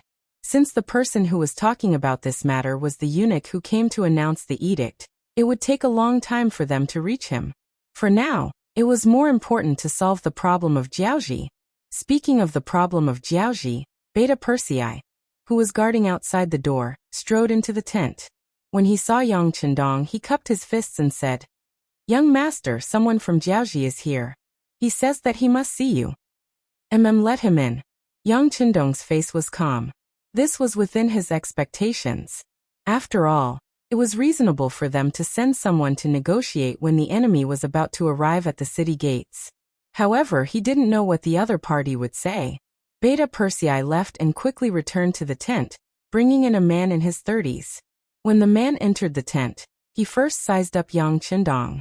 A look of surprise flashed across his eyes. Then he imitated the Han people and cupped his fists and said, "The Crown Prince of Jiaoji, Li Yuanlong, greets the great Ming Empire's Duke of Loyalty." You're the Crown Prince of Jiaoji."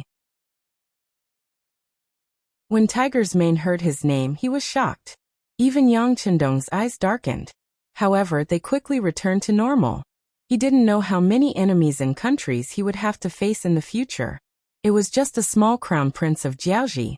He was very satisfied with Tiger's Mane's performance. Li Yuanlong nodded and said confidently, "That's right, I'm the Crown Prince of Jiaoji." The battle during the day had already proven the strength of the mercenaries. Everyone knew that if this battle were to continue, it was very likely that the Jiaoji army would be the one to lose. Imagine, how could you hurt your opponent when you couldn't even touch their body? If you lost on the battlefield, you had no choice but to negotiate. Although you might have to pay a high price, it was still better than being defeated or even killed. However, who would be sent to negotiate with Yang Qindong became a headache for King Li. Instead of calling it a negotiation, it would be more accurate to call it a truce. Naturally, the ministers were unwilling to do such a task.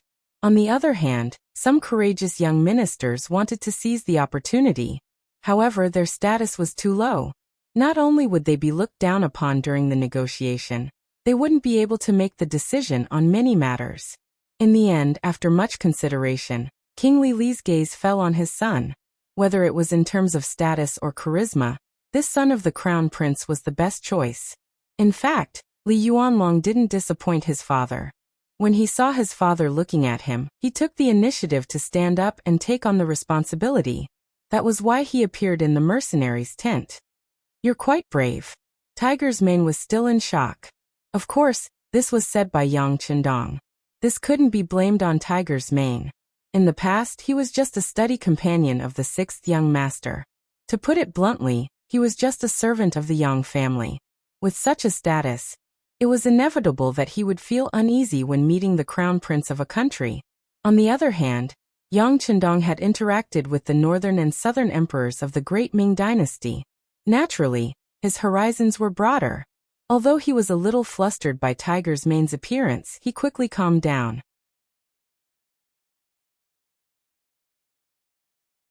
Chapter 526. That was because Yang Qindong knew that with his current status and advantage, the Crown Prince of Jiaoji was nothing to him. When Li Yuanlong saw how quickly Yang Qindong regained his composure, he sighed inwardly.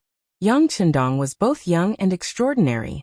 He put aside his shock at Yang Qindong's youth and said with a smile, "As the ancients say, when two armies fight, they don't kill the envoys. Besides, I have no grievances with the Duke of Loyalty and Courage. What use is there for you to take this Crown Prince's head? Why bother being an evil person, right?"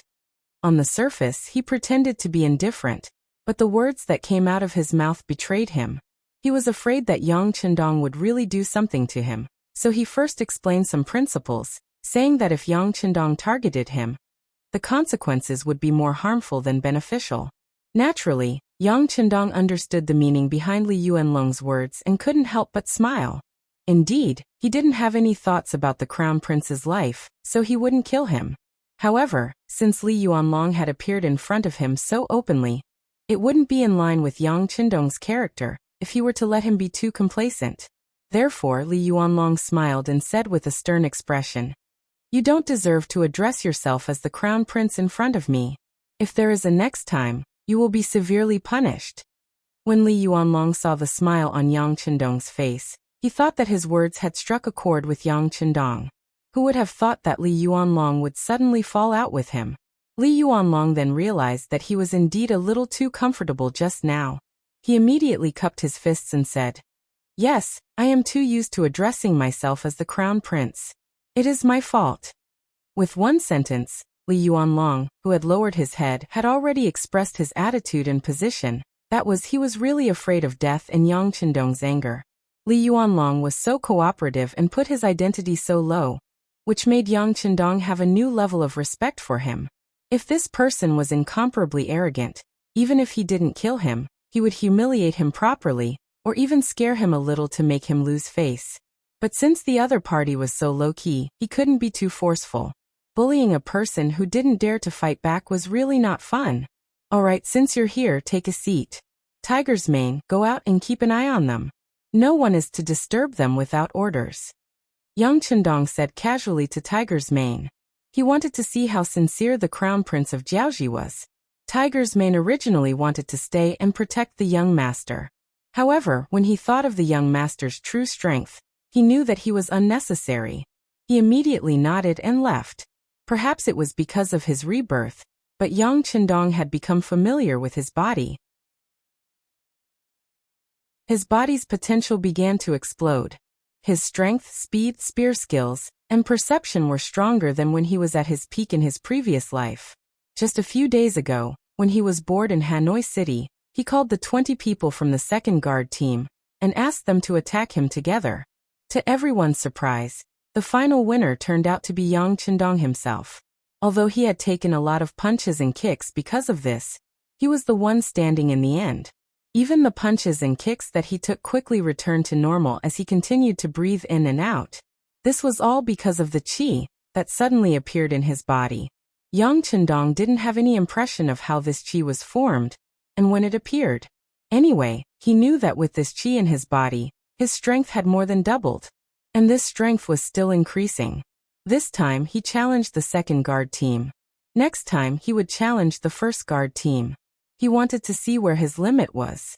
Tiger's Mane, who had been by Yang Chendong's side for a long time, was very clear about these things. The young master was so strong that he was even a little abnormal. What was so scary about leaving him and the crown prince of Jiaoji alone in the tent?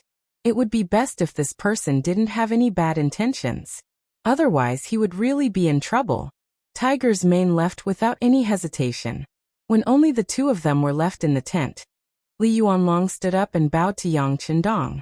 He said, "Yuanlong thanks the Duke of Loyalty." This gratitude was naturally to thank Yang Chendong for saving his face. Otherwise, if there were outsiders present, it would be hard for him, the crown prince, to lower his head. That's enough. There are no outsiders here. Why don't you tell me what you want? Yang Chendong had no intention of building a relationship with Li Yuanlong. Although he was the crown prince of a country, in Yang Chendong's eyes, he was just a defeated general. Since he was a defeated general, his status naturally didn't matter. Phew. Li Yuanlong heaved a sigh of relief and sat back down on his chair. His mind quickly went through the main points of the negotiation. When he raised his head again, he opened his mouth and said, "Duke of Loyalty and Courage, the strength of the mercenary army is something that my father and I, as well as all of the Jiaoji officials, have witnessed clearly. We admit that if we were to fight, we would be no match for you. That's why I only have one goal in mind, and that is to ask the Duke of Loyalty to withdraw your troops. As for the price, please state it clearly. As long as it is within our means, we will do our best to satisfy you. How about it? It's not that you would be no match for us in a fight, it's that you wouldn't even be a match for us." Yang Chendong corrected Li Yuanlong's words. Then he ignored Li Yuanlong's ugly expression and continued, "It's impossible for me to withdraw my troops.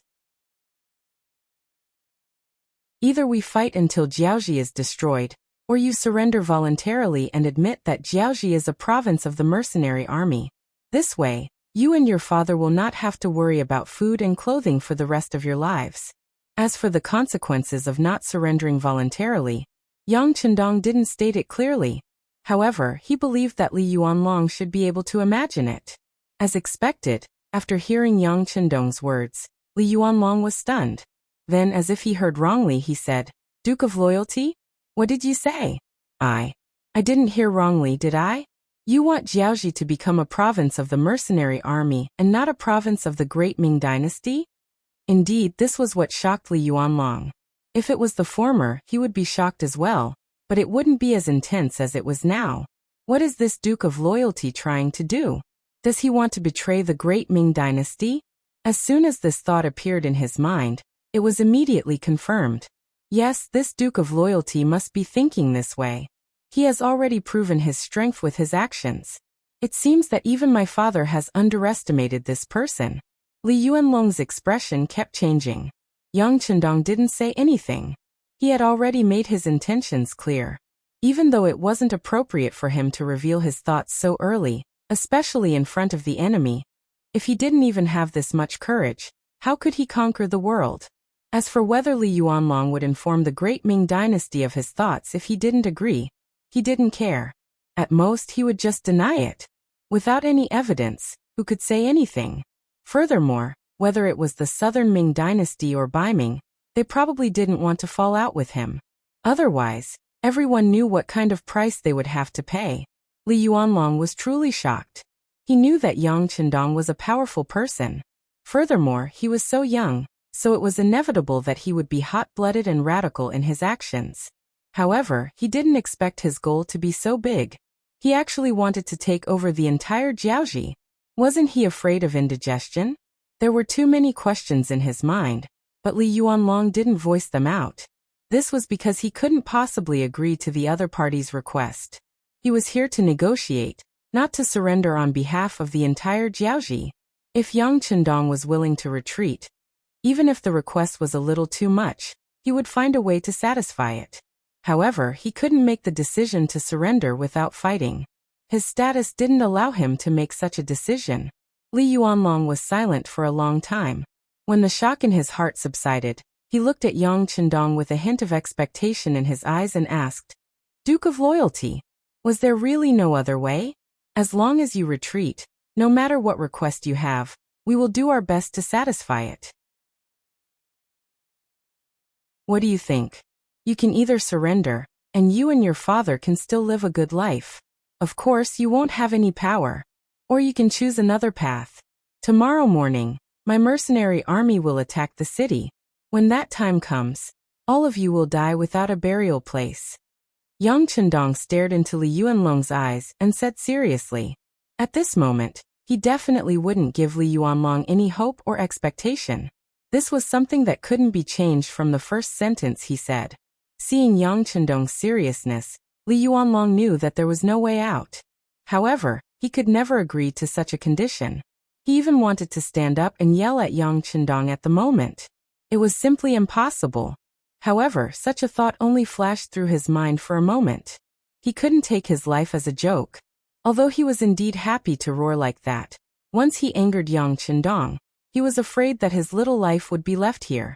This was not what he wanted to see at all. "Alright, this is a serious matter. I want to go back and discuss it with my father." Li Yuanlong took a step back and said. He didn't want to negotiate anymore. He just wanted to return to Shiyu City first. "Sure." Yang Chendong nodded. This answer surprised Li Yuanlong. "I can even give you a warning. If you don't give me an accurate answer by noon tomorrow, I will attack the city. When that time comes, you won't have a choice."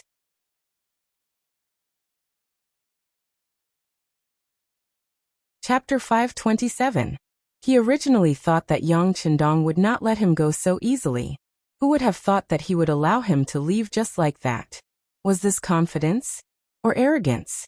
But no matter what, it was best to escape from this place. Li Yuanlong immediately stood up and nodded. "Rest assured, Duke of Loyalty, I know what to do." Li Yuanlong finally left. Until he left, Yang Chendong did not even stand up from his chair once. He only called for Tiger's Mane outside the tent, and asked him to send the Crown Prince of Jiaoji away. If he did not do so, Li Yuanlong would not be able to safely return to the city. Tiger's Mane quickly returned. "Young master, I have sent him away." Returning to report was not the main reason. His main purpose was to ask about the negotiations, and what the mercenaries were going to do next. Yang Chendong, who was very clear about Tiger's Mane's thoughts, nodded lightly and then ordered, "Inform all the officers to attack the city at noon tomorrow." Yang Chendong was very clear that Li Yuanlong and his father, Li, would definitely not agree to his conditions. Surrendering without even putting up a fight. Even an incapable ruler would find it difficult to make such a decision, let alone the Li father and son who boasted of their abilities. But he still let Li Yuanlong leave. Perhaps only he himself knew the reason behind this. Yang Chendong did this intentionally. He wanted to set an example for others. He could give anyone a chance, but there was only one chance. If you did not grasp it, the consequences would be unimaginable. In this way, when other small countries used the same method on them, they would seriously consider it. As long as one small country surrendered without a fight, tonight's matter would not have been in vain. This was Yang Chendong's intention. He cared about the future and the situation in the future. However, Li Yuanlong, who couldn't see this, arrived at the foot of the city wall in a panic. He sat on the hanging basket and returned to the city tower. Soon he appeared in front of his father, Li. The crown prince returned. In the temporary palace, Lily wasn't the only one who didn't rest. None of the civil and military officials were resting. They were waiting for the crown prince to return. They wanted to see what kind of demands he had made, how they would respond, and what concessions they would make. As soon as he entered the temporary hall, Li Yuanlong could feel hundreds of eyes looking at him. If it was in the past, he would be secretly happy to be the center of attention, but at this moment, he was a little annoyed by the way people were staring at him. "Dragoni, how is it?" This time, before anyone else could ask, King Lily spoke first. Just from this point alone, it was clear that he had lost his usual composure. This was not Lily's fault, and it had nothing to do with his age. All of this was because after Crown Prince Li Yuanlong had left the city and discussed with the generals, he had been shocked to discover that they had no way to deal with the mercenaries, nor did they see any hope of victory. This was what caused Lily to be shocked. Could it be that other than negotiation and compromise, there was no other way? It was because of this that he placed all his hopes on his son, hoping that Li Yuanlong could bring him a good result. Even though he knew that the mercenaries would definitely demand an exorbitant price, he still hoped that they would be more polite. After all, weren't the Han people used to learning from Confucianism, talking about moderation, talking about the demeanor of a great country, and forgiving people when possible? As long as you expressed your acceptance, you would usually receive their forgiveness. Perhaps it was because of this that when the Han people were weak, so many people would stand up to bully them. Repaying evil with good. This was what the Han people were most willing to do. Often, doing this would bring them a good reputation. But did they not think about how to repay kindness? Of course, this was a bit off topic. When Li Yuanlong heard his father personally ask, he didn't know how to answer. He stood there for a long time without making a sound. Li Yuanlong's silence made King Lily very anxious. "Dragoni, what is the situation? Did you not see the Ming Dynasty's Duke of Loyalty and Courage?" Shaking his head, Li Yuanlong said, "I saw him." "You saw him? Then what did he say?" Lily let out a sigh of relief, but seeing that Li Yuanlong didn't say anything for a long time, he couldn't help but say anxiously, "Did he put forward some harsh conditions? What is going on? Say something." Not only was the king anxious, but the other officials were also anxious, waiting for Li Yuanlong's answer. First, he took a deep breath. Perhaps he also knew that some things were unavoidable. Rather than not saying anything and letting everyone guess, he might as well say it openly. Perhaps before there was no way out, everyone could still unleash their potential and defeat the mercenaries. This prince saw him, and he only made one request. In the following time, Li Yuanlong described the process of his meeting with Yang Chendong in detail. His memory was quite good, and he didn't miss anything. But because of this, these words had a great impact on everyone. Perhaps no one would have thought that the other party's appetite was so big. At some point, King Lily had returned to his large chair, and his expression was terrifyingly ugly. The other officials weren't any better. Apart from a few low-ranking officials who were still whispering and expressing their opinions, some of the more shrewd and capable officials were silent, standing there with gloomy expressions. To them, negotiation was their only hope. As long as the other party could retreat, Jiaoji would have a chance to start over. As for what they would have to pay for this, there was nothing they could do about it. Who asked their enemies to be mercenaries? Who asked them to send troops to Nanming first? And who asked the assassin called Mo Tua to be a Jiaoji citizen? Based on this, it was only right for them to pay a price, or rather, there was nothing they could do. But now, Yang Chendong wanted the entire Jiaoji, and this was something they didn't want to see. Killing people was nothing more than a nod of the head, not to mention the fact that they were the ones being killed. Now they didn't even have a way out for themselves. How could they, who already felt wronged, accept such conditions? No, we can't admit defeat like this. Our military strength is more than 10 times that of theirs, and we can still fight.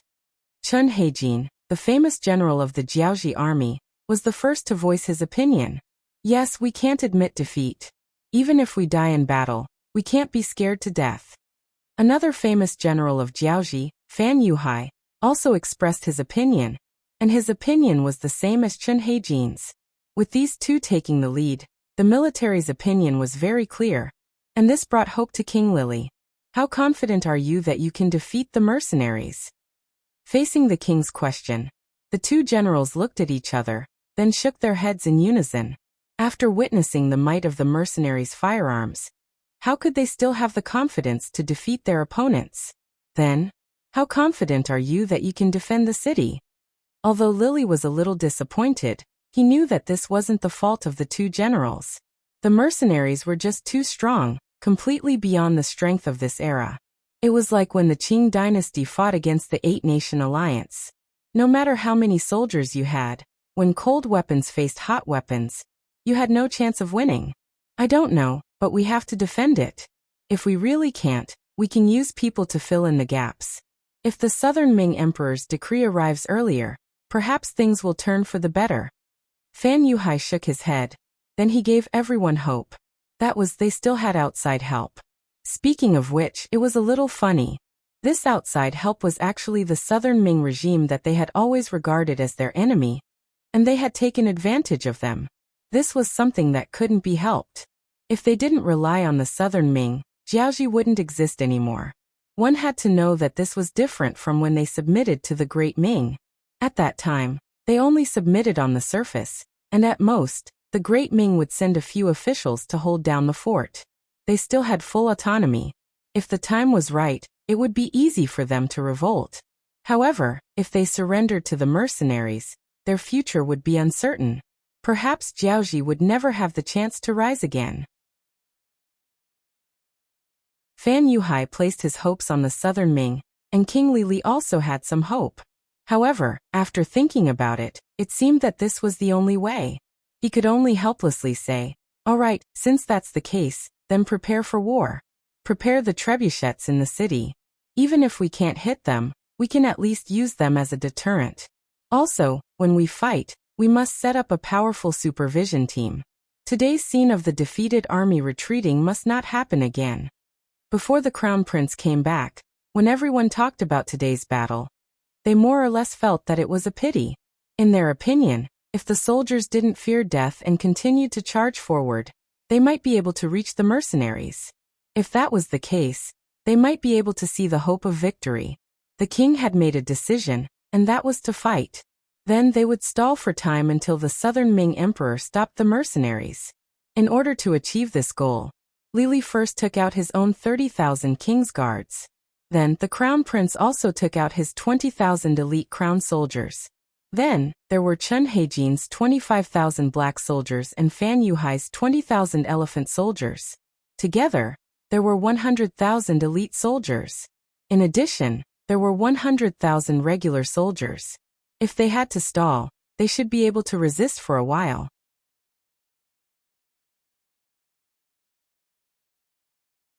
Chapter 528. The meeting lasted until late at night. Only then did the officials leave the temporary palace and head back to their temporary residences. It could be seen that every official who walked out of the palace had a dignified expression, but at the same time, there were some whose eyes flickered as if they were thinking about something. Among them, there was one whose face was gloomy all the way home. It wasn't until the door of the residence closed from the inside that he relaxed and sat down on the wooden chair in the study room with a plop. Then he slowly exhaled a long breath of air. He sat on the chair as if his body had fallen apart. Even the kerosene lamp in the study was slightly lit. This was a habit of his. He liked to think in the dark. But this time, a ghost-like voice appeared beside his ear. "Lord Chen, are you feeling very vexed?" "Who is it?" Lord Chen stood up as if there was a spring installed under his butt. His face was filled with panic. Then cold sweat dripped down his cheeks. It was no wonder he was so frightened. This was his residence, his study. It was the safest and most hidden place in his life. He was different from the other officials of Jiaoji. Most of them were outsiders. However, he was not. Chen Di was the imperial advisor of Jiaoji, and also the magistrate of Shiyu City. After all, Shiyu City was his home ground. However, a stranger actually came in and out of this place that he thought was safe. His eyes were already used to the darkness. He saw a black shadow appear in front of him. There was no candlelight. This made the black shadow look even more sinister and mysterious. It was this feeling that made Lord Chen have goosebumps all over his body. It wasn't hard for him to imagine that if that person didn't want to talk to him, but wanted to make things difficult for him, or even kill him, then wouldn't he have already become a corpse that was gradually turning cold? Chen Di was so nervous. He looked like a hedgehog with spikes all over his body. It seemed like he would explode at any moment. The black shadow saw all of this. He chuckled. Lord Chen, there's no need to make a fuss. I'm standing here talking to you in a friendly manner. I don't want to do anything to you. Isn't this already expressing my sincerity? Sincerity, my A**s. At this moment, Chen Di really wanted to curse in his heart.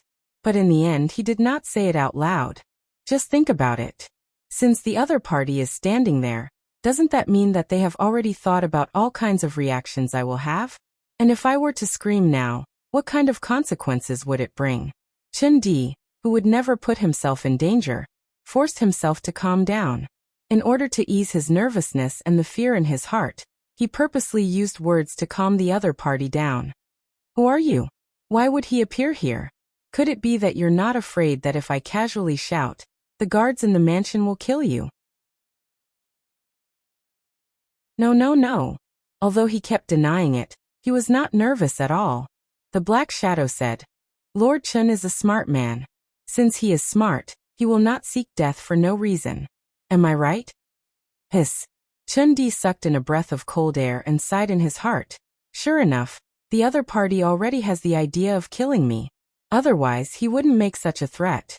If he wasn't prepared, he wouldn't be so relaxed. He lamented in his heart that he was still smart enough not to scream out loud. But at the same time, he had some guesses about the identity of the person who came. Someone would suddenly appear in front of him when the mansion was under siege. It seemed that he could guess who sent this person even if he used his toes to think. You're a loyal man? Impressive. Lord Chen is indeed Lord Chen. You're also the smartest person in the Chen family. You guessed my identity so quickly. I wonder if you're interested in my arrival? The black shadow chuckled. His tone was full of admiration. That shouldn't be a problem, right? Who else could appear here at this moment other than you all? I'm just curious. This is my mansion. I've been running this place for many years. Those who can get close to this study are all people I trust. So why are you here? Do you mind telling me who's secretly helping you? Chen Di seemed to be curious, but in fact he was testing the black shadow. It seemed that he wanted to get the answer he wanted from the black shadow. Ha! Another chuckle was heard. The black shadow continued. All right, Lord Chen. You're a smart person, but don't think that others are fools. Do you think that I would casually reveal such a secret? Of course you can understand it as money makes the world go round. Some people seem sincere, but it's only because they don't have enough bargaining chips to betray you. After all, as long as you have money, there are very few people and things in this world that can be rejected. Don't you agree? Chen Di was speechless. Indeed, in this world, although money wasn't everything, it was still very useful in some things. For example, if you bribed your subordinates, some people would still betray you even if you used money. After all, Jiaoji was considered a feudal dynasty. In such a dynasty, people were divided into classes. Since there were classes, there would be unfairness. Some people had more money and power, while others had less. For those who had very little, when a large sum of money appeared, how many people would be able to refuse it? Knowing that there was no point in dwelling on this matter, Chen Di adjusted his mood and said, All right, I won't ask this question.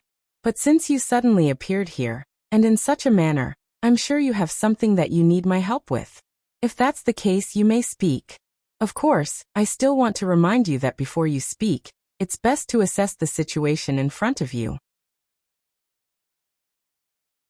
If your request is too excessive, I only need to shout outside and countless people will immediately rush in to take your life. Even at this time, Chun-Di still didn't forget to threaten the other party. Or rather, he wanted to take the initiative in this matter. It had to be said that he was indeed a smart person. At least he knew how to use his advantage to do things. Unfortunately, this time, Chun-Di was facing the Security Bureau's External Affairs team leader, Yang. This person was highly valued by Deputy Director Yang Chendong. At the same time, Yang Chendong had met him many times in private, and even instructed him to teach many things. He wouldn't take such a threat seriously at all. As a member of the Security Bureau, they had always believed in a maxim, that is, wealth comes from danger. Many times, in order to complete a task, not only did they need to do a lot of foreshadowing before doing it, but they also needed to risk their lives at the last moment. Putting themselves in danger, going into the tiger's den, going to the tiger's den, and so on, these were all necessary experiences. For these senior agents of the Security Bureau who had long disregarded life and death, and only had tasks and missions in their eyes, they weren't even afraid of death, so why would they be afraid of Chun-Di's verbal threats? What's more, if Chun-Di really shouted here, the first one to die would be the one who shouted. Therefore, in the face of Chun-Di's obviously weak voice, Yang continued to laugh and said, "No. I said before that Master Chun is a smart person. You won't do such meaningless things. The most important thing is that if you shout, you will lose your life first, right? And there's no point in doing so. If you die, perhaps many people will be secretly happy. It will even be a shame for the entire Chun family. After all, who knows if we're fighting among ourselves because of the unequal sharing?" After Yang completely pointed out the matter, Chun-Di's face became very ugly. He suddenly realized that the other party was a devil. The other party had already thought of everything. Compared to him, who was suddenly faced with such a predicament, there were too many factors that he didn't consider. Just as Yang said, Chun-Di might not be afraid of death and could even shout loudly to attract the servants in the mansion. But in this way, not only would he die, but he might also die in a very stupid way. If others really thought that he was colluding with a foreign country and died because of the unequal sharing, wouldn't it cause trouble for the entire Chun family? Chun family was the second largest surname in Jiaoji, second only to Ruan family. They were even stronger than the currently family of the king. But unfortunately, 10 years ago, Chun Heijin had a disagreement with the family and announced his departure from the Chun family, and had begun to decline. Although he still had some influence among the civil officials, and it couldn't even be considered small, but there wasn't a single person in the military who could make a move. If a family could only control some public opinion, and didn't have an effective military to support them, one could imagine how many restrictions they would face when doing things. Take Chun-Di for example. Although he had some ability, was quite smart, and had the position of a court official, he could only be confined to this small piece of land in Shiyu City. This was the disadvantage of not having military power. Without anyone to support him, his words carried less and less weight. The entire Chun family's status in society became lower and lower, to the point that they were about to fall from being the second largest family. When that time came, there would be many people who would be willing to step on them. At that time, it would be the greatest test for the entire Chun family. Fortunately, a war suddenly broke out, and then the mercenaries came. After that, some of the actions against the Chun family disappeared. Of course, this didn't mean that those people had given up on the idea of sharing the benefits of the Chun family. Instead, when an even greater enemy appeared, everyone automatically ignored their threat and existence.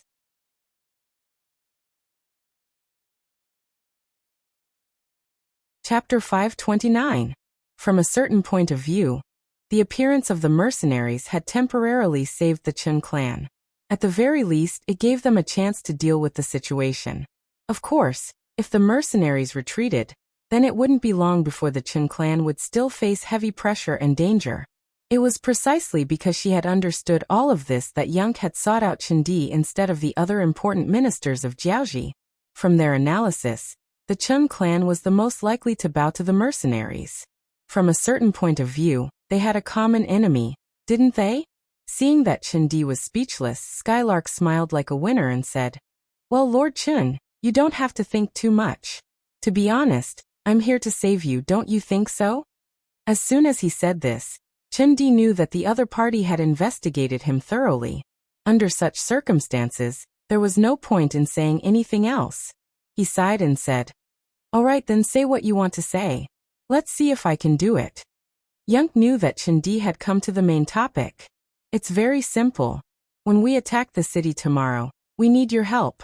Our Duke of Loyalty said that no matter how strong a castle is, it's still afraid of being breached from the inside. You should understand what I mean. Of course, if you do this, when the city is breached, the Chun clan's bloodline will be preserved. What do you think? Isn't this a fair deal?" Yunk directly said that he needed him to cause trouble in the city. Chindi was already prepared for this. After all, if it wasn't for this point, Yunk wouldn't have taken the risk to appear in front of him at this time. However, he was dissatisfied that Yunk only said that the Chun clan's bloodline could be preserved and didn't say anything about settling them down. This was different from what he had expected. When one needed help, shouldn't one have to pay a great price? A simple sentence like this, asking him to betray Jiaoji for the Chun clan's survival, was clearly a little too low of a bargaining chip. Therefore, he continued to argue. "Isn't this a little unfair? I have to take such a huge risk, and even be cursed by the people of the world, and all I get in return is to stay alive. This? Of course, you won't just be alive. You can also form an army of 10,000. Of course, this army can be led by your Chin family, but when something happens, you still have to listen to the mercenaries. Yes, this is already the greatest concession we can make. You should know that with the powerful firepower of the mercenaries, even if you don't do this, Shiyu City will still be destroyed. At that time, the Chun clan won't even be able to survive. This isn't something Lord Chun wants to see, right?" Chindi originally wanted to have a good talk, but when he heard about the powerful firepower of the mercenaries, his whole face turned ugly. Then he thought about how powerful the enemy they were facing this time was. Even if I don't contribute, it's only a matter of time before Shiyu City falls. When that time comes, will he blame himself for giving up the opportunity in front of him? Once his clansmen knew that there was a chance of survival in front of them, but he didn't fight for it, those people would definitely tear him apart. This was not a fair negotiation to begin with. Chindi had too few chips in his hands.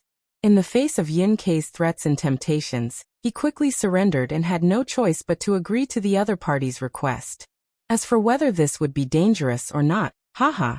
What kind of joke was this? If the city fell, would he not be in danger? Not to mention, if Chindi didn't agree, he would probably die tonight. The night continued, but some people's mentality had already changed. After agreeing to Yin Kei's request, the two of them began to discuss the next day's battle. It was easy to imagine that with such a malignant tumor in the Jiaoji kingdom, which was already riddled with holes, the speed at which it fell apart would only become faster. The sky would eventually brighten. When time slowly passed and the Grand Supreme also hung up in the sky, a war that would destroy the kingdom was slowly unfolding. The weather today was good. The drizzle from before had long disappeared. The sun hung high in the sky, giving people a feeling of being roasted. It was as if it would make people sweat unknowingly. Of course, whether the sweat was really because of the hot weather or because of fear and nervousness depended on one's perspective. It was almost noon, but there was still no movement from the Jiaoji army in Shiyu City. This seemed to indicate their attitude. Yang Chendong, who was already mentally prepared, first ordered the army to start cooking. After lunch, when there was still 15 minutes to noon, the mercenaries started to move. They slowly approached the East Gate Tower of Shiyu City. About 3 li outside the East Gate of Shiyu City, a huge dying temple made up of about 5,000 heads was standing there. This was left behind by the Jiaoji soldiers in yesterday's battle. They left behind 6,000 to 7,000 corpses. Among them, other than a few who were shot in the vitals and had their heads smashed, the rest of the dead soldiers' heads were collected and piled up into this capital. 5,000 heads piled up was already a very majestic sight.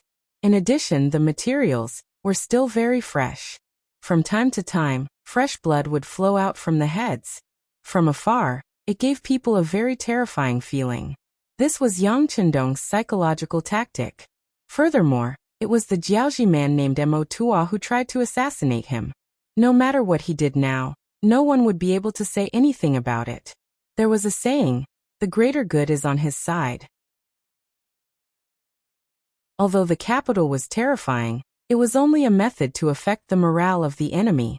In order to win on the battlefield, one had to rely on strong military strength. In this aspect, the mercenaries were naturally strong. Just like now, at the front of the troops outside the city was naturally the main force of the Lung Feng's 3rd Battalion. There were 4 battalions of 400 Lung Feng soldiers wielding the 95 style. To his left and right were 7 auxiliary battalions. 2,800 soldiers in camouflage uniforms without any military ranks held Type 81 rifles in their hands. They were like lions trying to catch a rabbit, ready to pounce at any moment. Behind the auxiliary battalions were 18,000 Jiaoji mercenaries. They were all wearing the Jiaoji army uniform. The only difference was that each of them had a white towel of the same color on their right arm. This was used to differentiate them from the Jiaoji soldiers in the city. Behind the Jiaoji mercenaries were the 7 auxiliary battalions. Each of them held a steel blade or a spear in their hands. Their movements were uniform. Their existence was to tie up the loose ends and prevent the Jiaoji mercenaries from betraying them. Although anyone with a discerning eye could see that Jiaoji was on the losing side, anything could happen before a conclusion was reached. One shouldn't have the intention to harm others, but one should always be wary of others. Behind the 3,000 temporary auxiliary soldiers, there were many figures in military green camouflage uniforms. There weren't many of them, only 100 or so. However, those who were familiar with the mercenaries knew that this was the core of the troop. In fact, this was also where Yang Chendong was at. Beside him, there was a platoon of Lung Feng soldiers, Wolf Fong Special Forces, Ghost Sniper Team, and the 1st and 2nd Guard squads. The battle was about to begin, but Yang Chendong didn't look at the situation in front of him. Instead, he squatted down and stroked a few pieces of military green metal equipment, as if he was caressing a beautiful woman. If there were soldiers from later generations who could see this scene, they would definitely shout out, "This is a mortar." That's right, it was a mortar. Yang Chendong thought for a long time last night. In the end, he rejected the idea of taking out the huge cannons from the warehouse. However, he didn't do nothing. He still took out a new weapon like the mortar for today's battle. Since he had the warehouse in his hands, wouldn't it be a waste if he didn't make good use of the things inside? Whether it was the Lung Feng soldiers, auxiliary soldiers, or even temporary auxiliary soldiers, it wasn't easy to nurture these future Lung Feng soldiers. If he had the ability to make them sacrifice less, he wouldn't be stingy with taking out more things. The mortar was what he prepared. The mortar was a type of curved smoothbore cannon with a short body, a large angle of fire, and a high trajectory arc. It was loaded from the muzzle and fired a projectile with a tail fin. It was loaded from the muzzle and fired in a curved manner. The cannon was short, had a short range, and was light and flexible. It could shoot targets behind cover. Since the invention of the mortar, it had always been an effective suppressive weapon to support and accompany infantry in combat. It was an extremely important conventional weapon for infantry. And Yang Chendong took out the 100 mm mortar used by the active Chinese regiments. The 100 mm mortar used by the active Chinese regiments was the caliber of the mortar. The total weight was about 100 kilograms, the maximum range was 8,000 meters, and the effective killing radius was about 20 meters. This type of mortar wasn't the largest caliber, nor was it the smallest. The weight of 200 kilograms wasn't too heavy. At least a few people could easily lift it up. Early in the morning, when the 5 mortars appeared in Yang Chendong's tent, only Tiger's Mane and Beta Persei were surprised. Fortunately, they had seen this kind of thing many times before. Since the young master didn't explain it to them, they naturally didn't ask anything. As for the others, when they saw that Tiger's Mane and Beta Persei didn't show the slightest surprise, they didn't ask. They all thought that this was originally arranged by the 6th young master.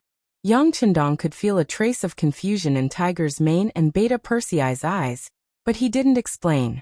Didn't they all think of him as a god? Then he would continue to be one. In fact, he really didn't know how to explain anything.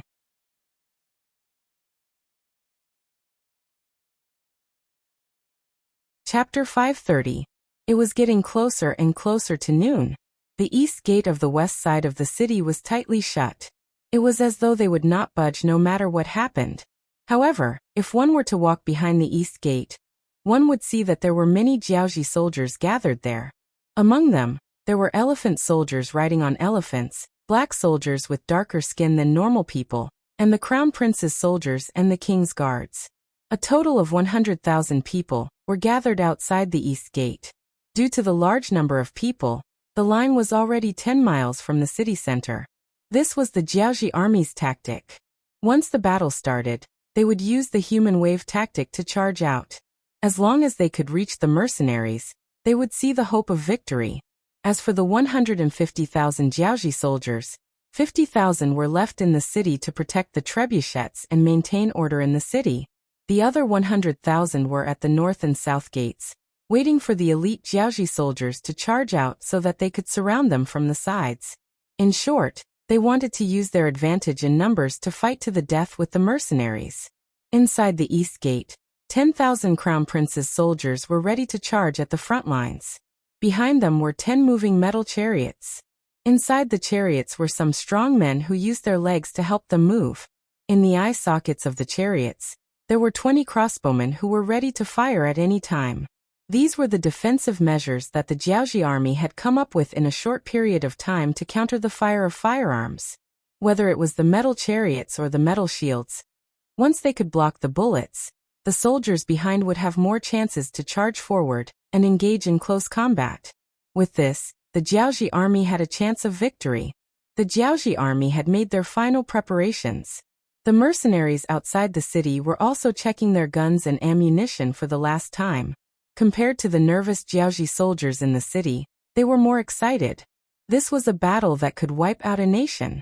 The sixth young master was watching them from behind. Every soldier had a chance to perform. Everyone wanted to achieve merit in this battle and return to Qiqian City with their medals to receive the congratulations of their family and friends. However, there was one thing that puzzled Luo Pu, the commander of the 2nd Cold Front Regiment. That was why the sixth young master didn't order them to attack the city. He only ordered them to guard the area 2 li in front of the city gates and surround the area in a fan shape. Commander, what is the sixth young master's intention? Will they be able to charge out if we guard like this? 3rd Battalion Commander Kong Chuanxin came to Luo Pu's side and asked in confusion. Clearly, he was also confused about the formation. Of course, Luo Pu would not say that he did not know how the sixth young master arranged it.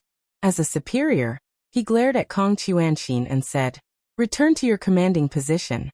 Do you need me to say more about obeying orders?" Kong Chuanxin reluctantly returned to his position after being given the cold shoulder. He raised his head and looked at the sky. He seemed to be looking at the sun to see if it was noon. Just as he was about to do that, a few huge flames streaked across his pupils. He swore that the flames instantly attracted all his attention.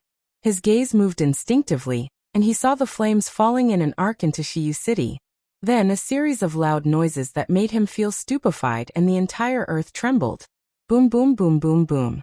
The power of the mortars was on full display at this moment. Especially when those cannonballs fell into the predetermined coordinates, which was the east side of the city, the lethality and destructive power it brought was very shocking. The streets and alleys were filled with elite Jiaoji soldiers. They were waiting for the mercenaries to get close enough to open the city gates and charge out like a gust of wind. Although such an attack would inevitably result in some casualties, who wouldn't die in a war? Moreover, the general had said that once they reached the side of the mercenaries, the scales of victory would tip in their favor.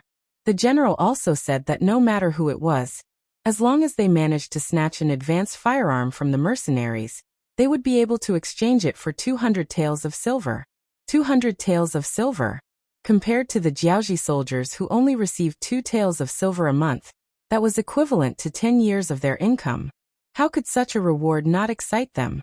Some of the more impatient ones couldn't resist the urge to open the city gates and charge out. The saying "a man will die for wealth" was vividly displayed at this moment.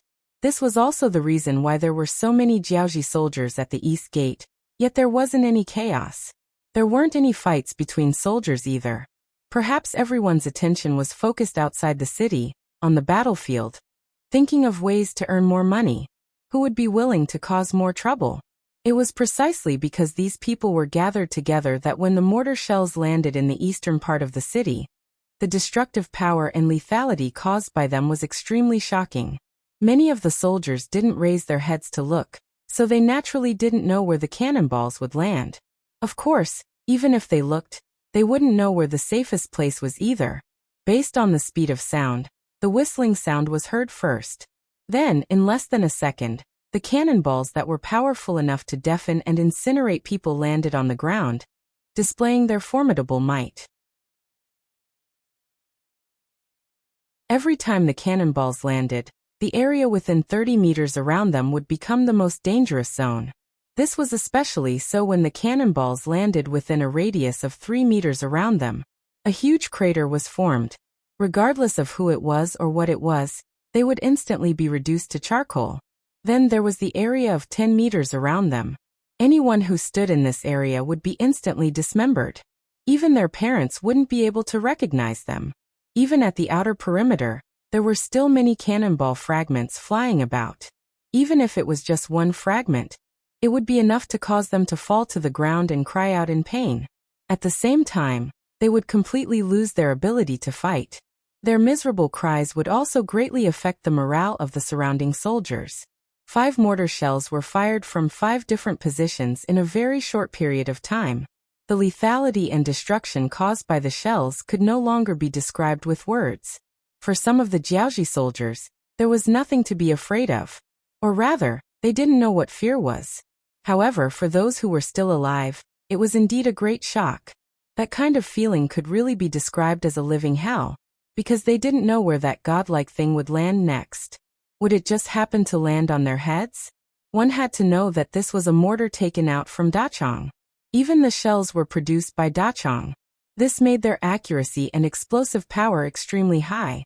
These cannonballs were also developed by the modern army after countless efforts and experiments. They were meant to be used by the grassroots army and were extremely useful. The 25 cannonballs were equivalent to 25 godlike things.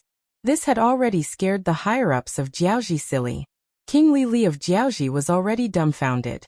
He didn't know what to say, nor did he know how to describe his current feelings. Perhaps if he had to say it, King Li would definitely curse him for not saying anything when he had such a powerful weapon, and only using it now. What was the point of fighting this war then? If the godlike thing was even more furious, perhaps there wouldn't even be a need to fight this war. Shiyu City would be bombed into ruins, and all of them would become fertilizer, and be buried in this land forever. Father, what should we do? The crown prince, Li Yuanlong, was also enraged by the god of heaven and lost his temper. He looked at his father with eyes filled with endless fear and terror. Open the city gates and rush out.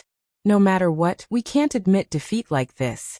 Also, think of a way to leave behind some of our elites. We will leave from the west gate and head to the commandant city. King Li had no choice but to prepare for the worst. Abandoning Shiyu City and heading to the commandant city was a chess piece that Li had prepared. He thought that this move wouldn't be necessary, and would only be used after a period of time. However, it seemed like he had no choice but to use it in advance. Yes. Crown Prince Li Yuanlong calmed down a little after hearing his father's words, and went to pass down the order. Outside Shiyu City, the mercenaries were also shocked by the power of the mortar. In fact, it wasn't the first time some of them had seen the power of a cannon. In fact, the power of a cannon was far greater than the power of a mortar. However, because they hadn't received any news previously, they were shocked by this sudden change. Look, the city gates are open. The Jiaoji soldiers are about to rush out. It was unknown which Lung Feng suddenly shouted, drawing everyone's attention to him. As the commander of the 2nd Regiment, Luo Po's ears were still buzzing. No matter what, the fact that he was able to take on the role of a regiment commander was enough to prove his high mental fortitude. Therefore, when he saw that the city gate was open from the inside, he began to shout loudly. At the same time, he also gave an order. Everyone get ready. Our chance to shine is here. Check your guns and prepare grenades.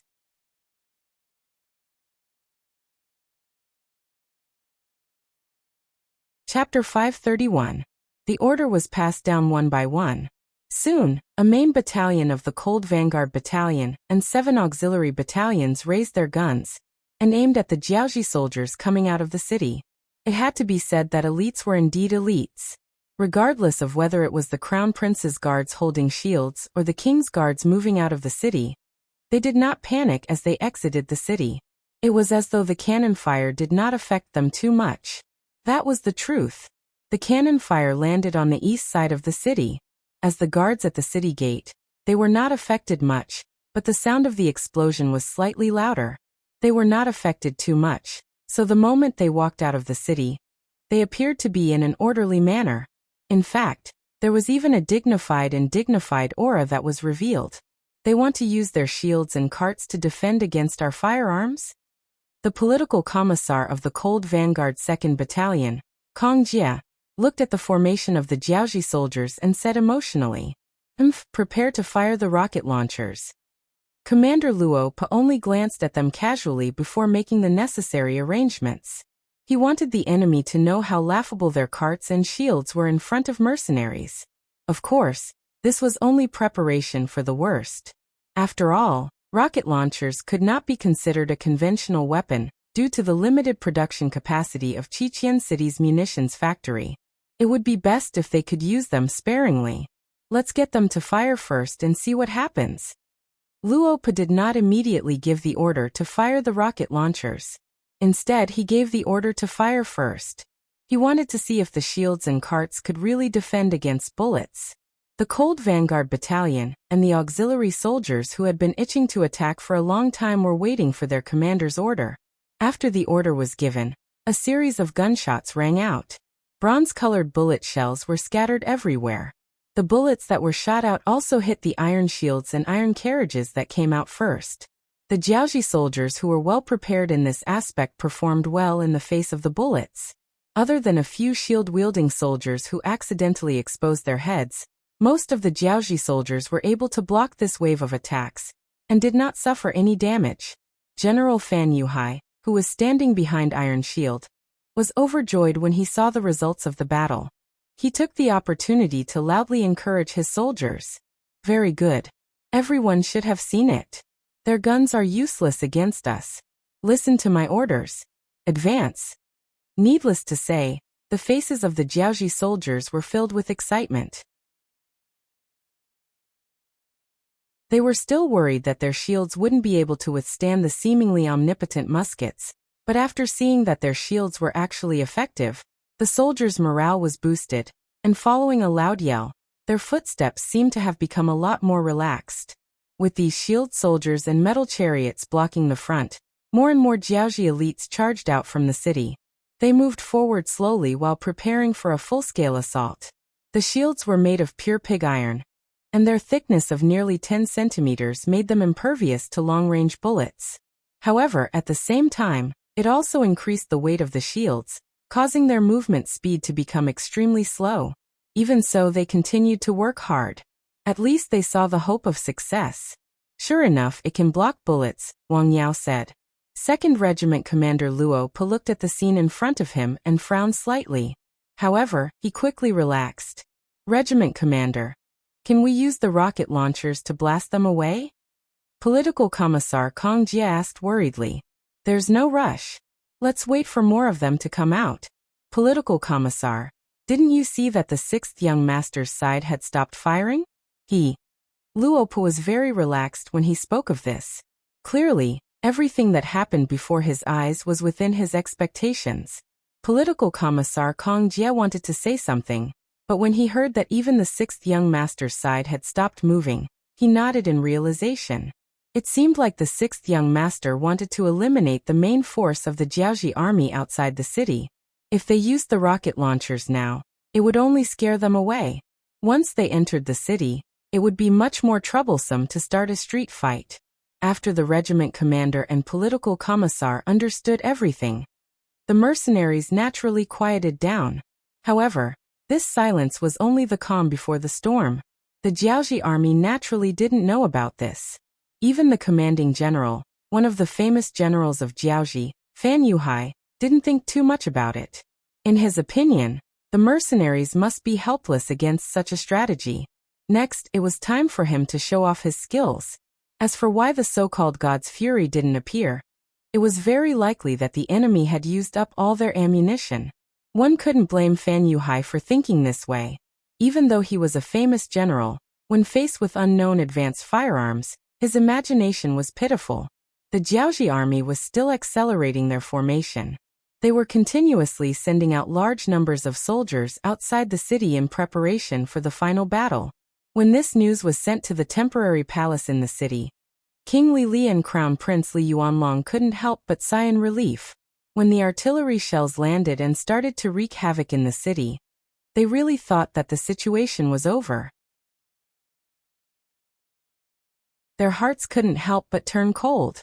However, the sudden change in the battlefield gave them new hope. Good. Inform General Fan and General Chen to do as they please. As long as we can defeat the mercenaries and take the advanced firearms in their hands, it will be worth it no matter what price we have to pay. He was afraid that the two generals at the front wouldn't be able to give it their all. At this moment, King Lili gave them a lot of power. However, King Lili didn't know. Perhaps he had placed all his attention on the battlefield in the east of the city. He didn't know that in the west of the city, there was a faction opposing him that was growing. The master behind this faction was the minister of the imperial court, and the minister of the west of the city, Chen Di. Last night, he'd said that he'd come to an agreement with Yin Quebec. No matter if it was for the sake of his own survival, or for the sake of the Chen clan that stood behind him, he didn't have a path of retreat now. It was either death or destruction, so he would naturally choose the death of others. After Chen Di made his decision, the advantages he had gained from managing the west of the city for many years were finally revealed. After he gathered some of his trusted subordinates and Chen clan members, he raised the slogan of opposing King Li Li. He claimed that it was because of King Li Li's arrogance that he sent people to assassinate the Duke of Zhongdan of the Great Ming Dynasty that the entire Jiaoji kingdom was in danger.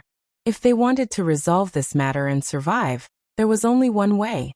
That was to overthrow King Li Li and build a new kingdom in the Jiaoji region under the leadership of the mercenaries. In order to gain everyone's support and trust, Chen Di even told them that he had met with the mercenaries, and that they had agreed to let him build an army of 10,000. There was no other way.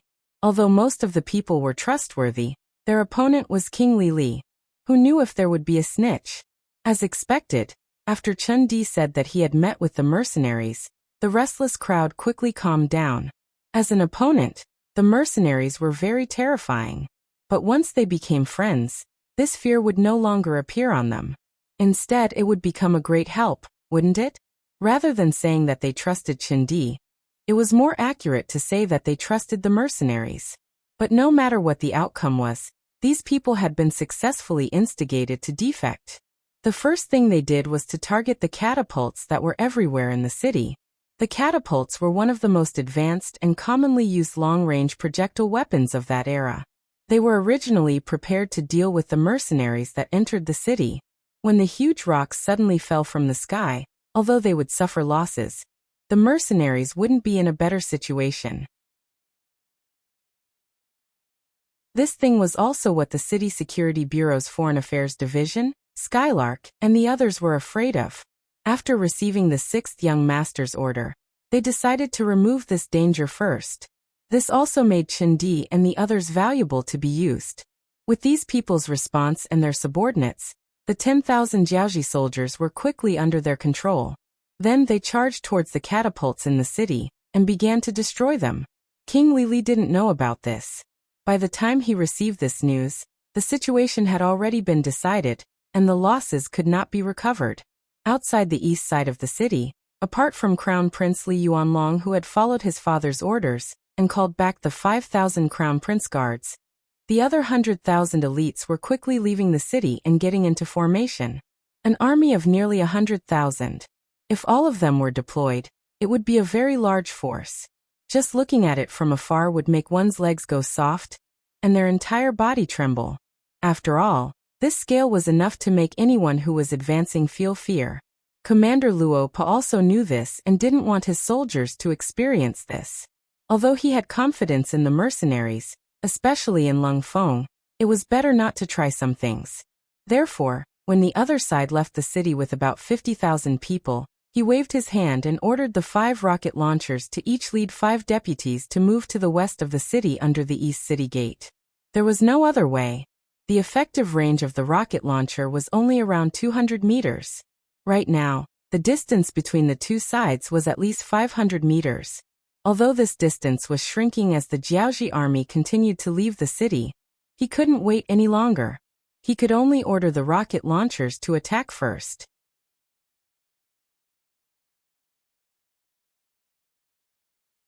Chapter 532. A total of 30 people left the group and charged forward. This scene was witnessed by the commander of the Jiaoji army, General Fan Yuhai. Although he did not know what these people were doing, his instincts told him that they were up to no good. However, even though he knew this, he did not have any better ideas. After all, the movement speed of the Iron Shield soldiers was too slow. If he sent other people to charge forward, they would be met with countless musket fire. It was no different from seeking death. The only thing he could do now was to wait and see what the other side was going to do. Of course, if the other side really rushed to 100 meters away from him, then the crossbowmen in the iron carriage would be able to play their role. Those crossbows had been heavily modified and could shoot up to 130 meters away. Within this distance, they were the kings of existence. Obviously, the rocket launchers had a range of 200 meters, so they definitely wouldn't rush into the range of 130 meters. When the distance reached 180 meters, they took the initiative to stop. Then they put the rocket launchers on their shoulders and prepared to fire the rocket launchers. What are they doing? Seeing this scene, the Jiaoji soldiers could not help but stop in their tracks. Even the Iron Shield soldiers and Iron Chariot soldiers did the same. Before figuring out the enemy's goal, no one would foolishly charge forward. Under everyone's gaze, the 5 soldiers with the rocket launchers launched their unique attack. Boom boom boom boom boom. 5 strong lights flashed, and in less than 2 seconds, they were accompanied by a series of loud rumbling sounds. In the front row of the Jiaoji army, the Iron Shield soldiers were engulfed by the powerful force of the rocket launchers and fell to the ground. Even 2 out of the 10 Iron Chariots were hit. The instantaneous high temperature and the aftermath of the explosion turned the Iron Chariots into fiery red chariots. The Jiaoji soldiers inside were turned into roasted ducks. No, seeing how powerful the rocket launcher was, Fan Yuhai, who was hiding behind the Iron Shield soldier, screamed in pain. As if to prove his cry, a series of gunshots were heard. The Jiaoji soldiers who were not protected by the Iron Shield soldiers became the targets of the mercenaries. As the bullets flew, the Jiaoji soldiers fell to the ground one after another. Boom boom boom boom boom. Another wave of rocket launchers was launched, and the shield-wielding soldiers were sent flying into the air. 2 more armored vehicles were hit and turned into scrap metal. More and more Jiaoji soldiers were exposed and became the targets of the mercenaries. Every moment, every breath, every second, the Jiaoji soldiers would lose their lives. The scales of victory on the battlefield seemed to be tilting in their favor. All troops attack. Fan Yuhai, who was protected by a group of personal guards, saw more and more soldiers being shot. He knew that if he continued to wait, the morale of the army would crumble, and they would definitely lose the battle. Thus, he directly gave the order for the entire army to charge. Fortunately, there was only a distance of 500 meters between the two sides. As long as they were fast enough, there was still a chance for them to reach the mercenaries. If that was the case, the situation would very likely develop in their favor. Retreat. Seeing that the Jiaoji soldiers had launched their attack, the rocket launchers who originally wanted to continue the fight hurriedly retreated. They formed a group of 6. After countless rounds of training, the speed of their retreat was so fast that the pursuing Jiaoji soldiers could only look on in the dust. Furthermore, if they wanted to continue the pursuit, they would have to face the rain of bullets. Yes, it was a rain of bullets. If Yang Qindong knew that the Jiaoji army would send out a large number of soldiers, he would have prepared 9 squad machine guns for the 3rd Battalion of Lung Feng. On average, each squad would have 1 machine gun. He also prepared 3 rounds of bullets in order to prevent the Jiaoji soldiers from suddenly charging forward. As such, The soldiers of the Jiaoji army surged forward like a tidal wave, and what welcomed them was a torrent of bullets. When the squad machine guns fired at a rate of nearly 1,000 bullets per minute, the charging Jiaoji soldiers fell to the ground in droves. This attack greatly suppressed the momentum of the Jiaoji soldiers charging forward. No one was unafraid of death. So what if they were elite soldiers? With the help of the squad machine guns, the charging momentum of the Jiaoji soldiers was greatly suppressed. This caused the two generals, Fan Yuhai and Chen Heijin, to have a pained expression. Chen Heijin's eyes were filled with tears when he saw his elite black soldiers charge forward crazily and fall to the ground one by one, unable to stand up again. These black soldiers were the elites that he had accumulated over many years in the army. With them, he was able to achieve what he wanted. It was only because of them that the Jiaoji army dared to go against the southern Ming Empire, and even interfere with their internal affairs. But now, under such a large number of deaths, how could Chen Heijin, as a general, not feel heartache? Get me an elephant. I want to go into battle personally. He could not watch the deaths in his hands. More importantly, he could not even get within 200 meters of the enemy. At this moment, Chen Heijin was furious. Not only that, he even made the decision to go into battle personally. General. Naturally, some of Chen Heijin's personal guards wanted to stop him. However, Chen Heijin, who was in a killing frenzy, would not listen to his subordinates' advice. He shook his head and walked towards an elephant. 20,000 war elephants. This was the strongest force that the Jiaoji army had. It was also the only chance of victory. After all, elephants had thick skin and flesh. Perhaps they were the only ones that could ignore the bullets and charge into the mercenary camp. Chen Heijin climbed onto the back of the elephant. He had already placed a chain around it to ensure that it would not fall off if it moved. Then he waved the long sword in his hand and shouted the word kill. Chen Heijin led 20,000 elephant soldiers and tens of thousands of black soldiers in a suicidal charge. Thump thump thump thump. The heavy elephant body stomped on the ground, bringing with it a series of rumbling sounds. When the 20,000 elephants attacked from the front and back, the momentum was terrifying. On the side of the mercenaries, the 18,000 Jiaoji mercenaries were shocked. As a former member of the Jiaoji people, they knew a thing or two about these war elephants.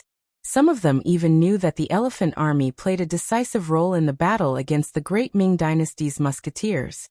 Now, could the musketeers of the mercenaries stop the elephants from getting closer? If they could not, once these war elephants charged into the camp, they would start wreaking havoc. Once the rest of the Jiaoji army charged in, would they still be able to win? It was no wonder that the Jiaoji mercenaries were so afraid. After all, the mindset of first sight is the most important thing could affect a person. While they were worried, the remaining 6 iron chariots of the Jiaoji army started to move forward. The thousands of Iron Shield soldiers who had regrouped were moving behind the elephant army. They looked like they were going to take advantage of the situation and charge forward. This was the real attack. The Jiaoji army was unleashing their last bit of potential. It was not an exaggeration to say that if they could withstand this wave, the Jiaoji army would not be able to fight anymore. On the other hand, if they could not withstand this wave, the mercenaries would be completely defeated. Don't be afraid of wasting bullets. Fire as hard as you can. Grenade squad. Concentrate all the grenades. When they get close, blast them. The 2nd Regiment commander of the Cold Front, Luope, shouted. At the same time, he ordered the 5 rocket launchers to prepare for attack. Battalion commander, shouldn't we stop for a while? The machine guns used by our 9 squads are all red. If this continues, I'm afraid they will be scrapped. Company commander Tian Su came to Battalion Commander Kong Chuanxin's side, and said anxiously, the squad machine guns were their treasures. They could not waste them after just one use. That would be the biggest waste. Battalion Commander Kong Chuanxin only hesitated for a moment before nodding. All right, since that is the case, let's rest the machine guns first. Everyone switched to the 9-5, continuous fire style. At the same time, be prepared to retreat. Kong Chuanxin hesitated for a while before saying the last sentence. This battle was indeed enjoyable. However, The Jiaoji elites were elites after all. Their fearless charging style had truly frightened them. The distance between them and the Jiaoji elites was getting closer and closer. Once they got close, no matter how good they were at fighting, they would not be able to gain the upper hand in a chaotic one-on-one battle. Furthermore, the Cold Vanguard was a treasure. If the Cold Vanguard suffered heavy losses because of this, he wouldn't know how to answer to the others. If that really happened, his position as a battalion commander would come to an end. Company Commander Tian Su hesitated for a moment when he heard Battalion Commander Tian Su say to be prepared to retreat. However, he quickly understood. Retreating did not mean admitting defeat. It was just a strategy. Just like what the sixth young master said, only by preserving one's strength would one be able to effectively defeat the enemy. If one died, then what was the point of fighting? Company Commander Tian Su went to pass on the order. Kong Chuanxin held the 9.5 style in his hand and fired a dozen more bullets. At least a few Jiaoji soldiers died under his gun. Even a charging Jiaoji war elephant had more than one bullet embedded in its right front leg. It fell to one knee with a loud thud. While the Jiaoji soldier on it was flung away, it also brought a lot of resistance to the charging elephants behind it. However, only a small number of elephants fell to the ground. It was not enough to stop the charging momentum of the main force of the Jiaoji army.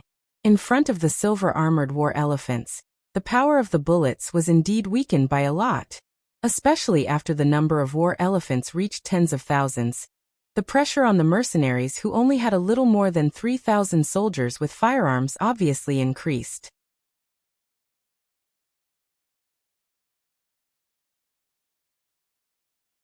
Chapter 533. The rocket launchers were fired, and the war elephants that were hit either fell to the ground or ran away in fear. It did alleviate some of the pressure on the main force of the mercenaries, but it still didn't have much effect on the overall situation. In the rear, Tiger's Mane put down the binoculars in his hand and said to Yang Chendong worriedly, "Young master, the soldiers in front are under a lot of pressure." Yes, they are under a lot of pressure. But when there is pressure, there is motivation, so that these boys don't have their noses up in the sky every day. They look like they are the boss, the second boss, and the third boss.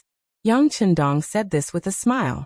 Seeing that the young master could still talk and laugh here, Tiger's Mane couldn't help but breathe a sigh of relief. It seemed that the young master had a way to turn the situation around. Okay. Sure enough, when he saw that the war elephants were less than 150 meters away from the cold front, Yang Chendong finally stopped joking.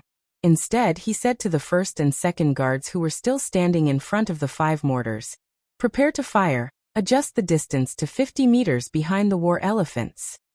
Although when the distance was close, the mercenaries still had a wave of grenades in their hands to attack.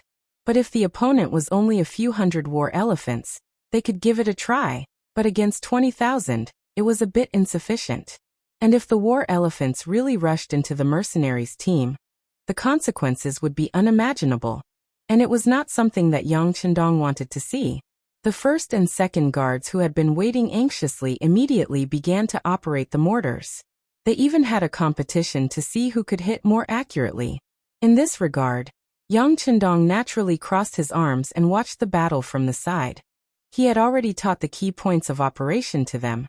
And it turned out that these team members also learned very quickly, which made him very relieved. The result of his relief was that when the mortar shells were fired again, they landed on the spot that Yang Chendong pointed out, and then fell into the elephant herd, sending countless elephants flying. The powerful shells were not comparable to rocket launchers, and the direct result was that the elephant herd was in chaos. After all, they were animals, not humans. Although they had all been trained, under the stimulation of the thunderous sound and the fiery light, these war elephants revealed their instincts and began to run in all directions. This caused the Jiaoji soldiers near them to suffer, and they became meat paste under the feet of the war elephants. Even the Jiaoji soldiers riding on the war elephants didn't fare any better. Faced with the disobedient war elephants, they were either thrown away or directly killed by the shells. Chen Heijin, one of the famous generals of Jiaoji, was unfortunately hit by a shell under such circumstances, and it happened to be in the center of the battlefield.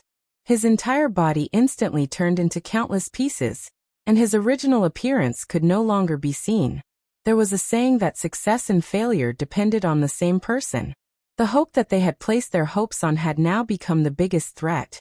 The moment the Jiaoji soldiers were mercilessly trampled, it was already announced that the attack had failed. In addition, the mercenaries took this opportunity to launch a frenzied counterattack. Some of the brave soldiers directly rushed out and threw the grenades in their hands forward, causing balls of fire to appear, and then, there was no more and then. The morale of the Jiaoji soldiers had been completely extinguished. Even one of the famous generals, Fan Yuhai, saw that the situation was turning for the worse, and led 20,000 elite soldiers to escape in another direction outside the city. As for the soldiers who did not follow General Fan, what they needed to do now was to escape back to Shiyu City. It seemed that this was the only way to ensure their safety. However, at a time like this, where could there be a safe place? It was the same in Shiyu City. After Chen Di led his subordinates and the Chen clansmen to destroy all the catapults in the city, they didn't face the attack of the Jiaoji army. Instead, they were ignored and ignored. After the news of the defeat at the front lines had spread, even King Li and Crown Prince Li Yuanlong had escaped Shiyu City under the protection of the Crown Prince's 5,000 guards, and were heading towards the commandery city. The king and Crown Prince had escaped, and so had General Fan. General Chen had died in battle, and the soldiers below him were like headless flies. Who would care about what Chen Di was doing? Especially the 100,000 Jiaoji soldiers who were waiting at the north and south of the city. They were like abandoned children, and no one cared about them. According to the original plan, when the 100,000 elite Jiaoji soldiers charged from the east of the city, the 100,000 soldiers of the Jiaoji soldiers would charge out from the north and south gates, and cooperate with the main force to attack the mercenaries' camp. After all, they had the advantage in numbers. However, the moment the mortars were fired, the ordinary Jiaoji soldiers were afraid. They didn't want to face death, especially when they knew that in the original plan, they were just scapegoats and shields. It was normal for them to hesitate for a while. It was the hesitation of the generals that caused the soldiers below to react. When the order was given to open the city gates and charge at the mercenaries, they didn't want to do it. It wasn't a collective strike, but at least most of the people with brains stood in place and didn't move. When the generals saw that the soldiers didn't follow their orders, although they were angry, they didn't dare to do anything overboard. Who knew if the soldiers would attack them if they were forced into a corner? It was at this time that news came from the front lines. The main elite force had been defeated, the king and the crown prince had fled, and the catapults that had been placed all over the city in preparation for street battles had been destroyed by Chen Di, Magistrate Chen. It was also said that Magistrate Chen had joined the mercenaries and obtained a certain amount of authority. With so much news spreading, the 100,000 ordinary Jiaoji generals were confused. They had been abandoned and couldn't find a way forward. However, some of the smarter ones sent people to contact Chen Di. They wanted to see if there were any benefits to be gained from joining the mercenaries. It wasn't that these generals didn't have a code of brotherhood, but under the circumstances, this was the best choice. One had to know that the puppet army wasn't just a product of one country. As such, the entire Shiyu city began to fall into internal strife with different thoughts. This chaotic situation lasted for a total of 5 days. During these 5 days, the mercenaries stood guard outside the east gate, showing no intention of entering the city. According to Yang Chendong's words, it was a mess. If they entered now, it would be troublesome. There might even be some unnecessary deaths. He didn't want to see such worthless sacrifices. The mercenaries were all treasures, and even the auxiliary soldiers were future treasures. He didn't want to see any of them die just because they went to clean up a mess that they had already won. Thus, the best way was to wait. He would wait for Chen Di and Yang to clear up the order in the city before entering. Of course, he didn't do anything during these 5 days. There were close to 50,000 captives outside the east gate under his command. These were the elites of Jiaoji. Furthermore, they were made up of strong men and adult men. They were a rich source of manpower. With close to 50,000 captives, the 18,000 Jiaoji mercenaries were naturally put to good use. They were in charge of guarding the captives while the auxiliary soldiers were in charge of screening and registration. The mercenaries and auxiliary soldiers were in charge of guarding the captives. The cooperation went smoothly. However, Yang Chendong was dissatisfied that 20,000 captives had escaped. Even the famous general of Jiaoji, Fan Yuhai, had escaped. Thus, the battle outside the East Gate had only killed 30,000 people. However, this was already enough to set the foundation for Jiaoji's downfall. This was because good news had just come from the commandery city. King Li Li and Crown Prince Li Yuanlong, who had escaped there, had already snuck into the commandery city. They had been captured alive by Wu Sheng, the commander of the 2nd Battalion of the Cold Front 2nd Regiment. Wu Sheng had led the 1st Battalion of the main force and 2 auxiliary battalions to fight in the Langsun region. At the peak of the battle, they had faced Chen Heijin's 30,000 black soldiers and Ruan Gengwang's 30,000 Jiaoji soldiers. Even so, Wu Sheng and his men weren't at a disadvantage. Relying on their training in the rainforest, superior equipment and close cooperation, they had killed 20,000 enemies and lost less than 200 men. After seeing Chen Heijin retreat to Shiyu City, the remaining 1,000 men had followed orders to the commandery city. They had quietly infiltrated the city and occupied it without leaving a trace. Only when King Li Li and his men were surrounded did they know that there was no way out. After a series of battles, General Ruan Xiaozhong had been killed, and King Li Li and Crown Prince Li Yuanlong had been captured. This also marked the fall of the Jiaoji kingdom. Just a few days ago, Chen Bo, the commander of the 2nd Battalion, who had defeated 100,000 Lansong soldiers and occupied Yinglu City, had returned. Along with him were 90,000 Lansong soldiers. Suddenly, the number of captives had reached 150,000, and the pressure was not small. Fortunately, there were 45,000 young and knowledgeable people from Hanoi City, the capital of Jiaoji Nation. Their arrival alleviated the pressure on the captives. They only needed to wait for 2 more days for the Nietong regiment to take over the captives, and the situation would be settled. From the time they entered Jiaoji until now, it had only been a month. Counting from the time they entered the Langsun region, it had only been 50 days. The arrogant Jiaoji army that dared to challenge the Great Ming at its peak had been wiped out. Now, other than a few cities that were still guarded by Jiaoji soldiers, most of the main cities had been taken over by the mercenaries. It could be said that from this moment onwards, Yang Chendong could announce to the world that Jiaoji had been destroyed. 5 days later, Shiyu City was no longer as chaotic as before. After Chen Di asked for instructions, and Yun Ke passed the message, the East City Gate was opened once more, and a large number of Jiaoji soldiers walked out.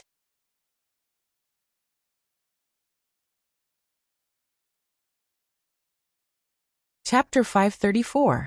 Just this number alone amounted to about 100,000.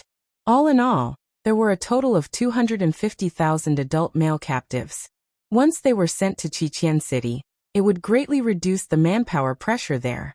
Yang Chendong could finally breathe a sigh of relief.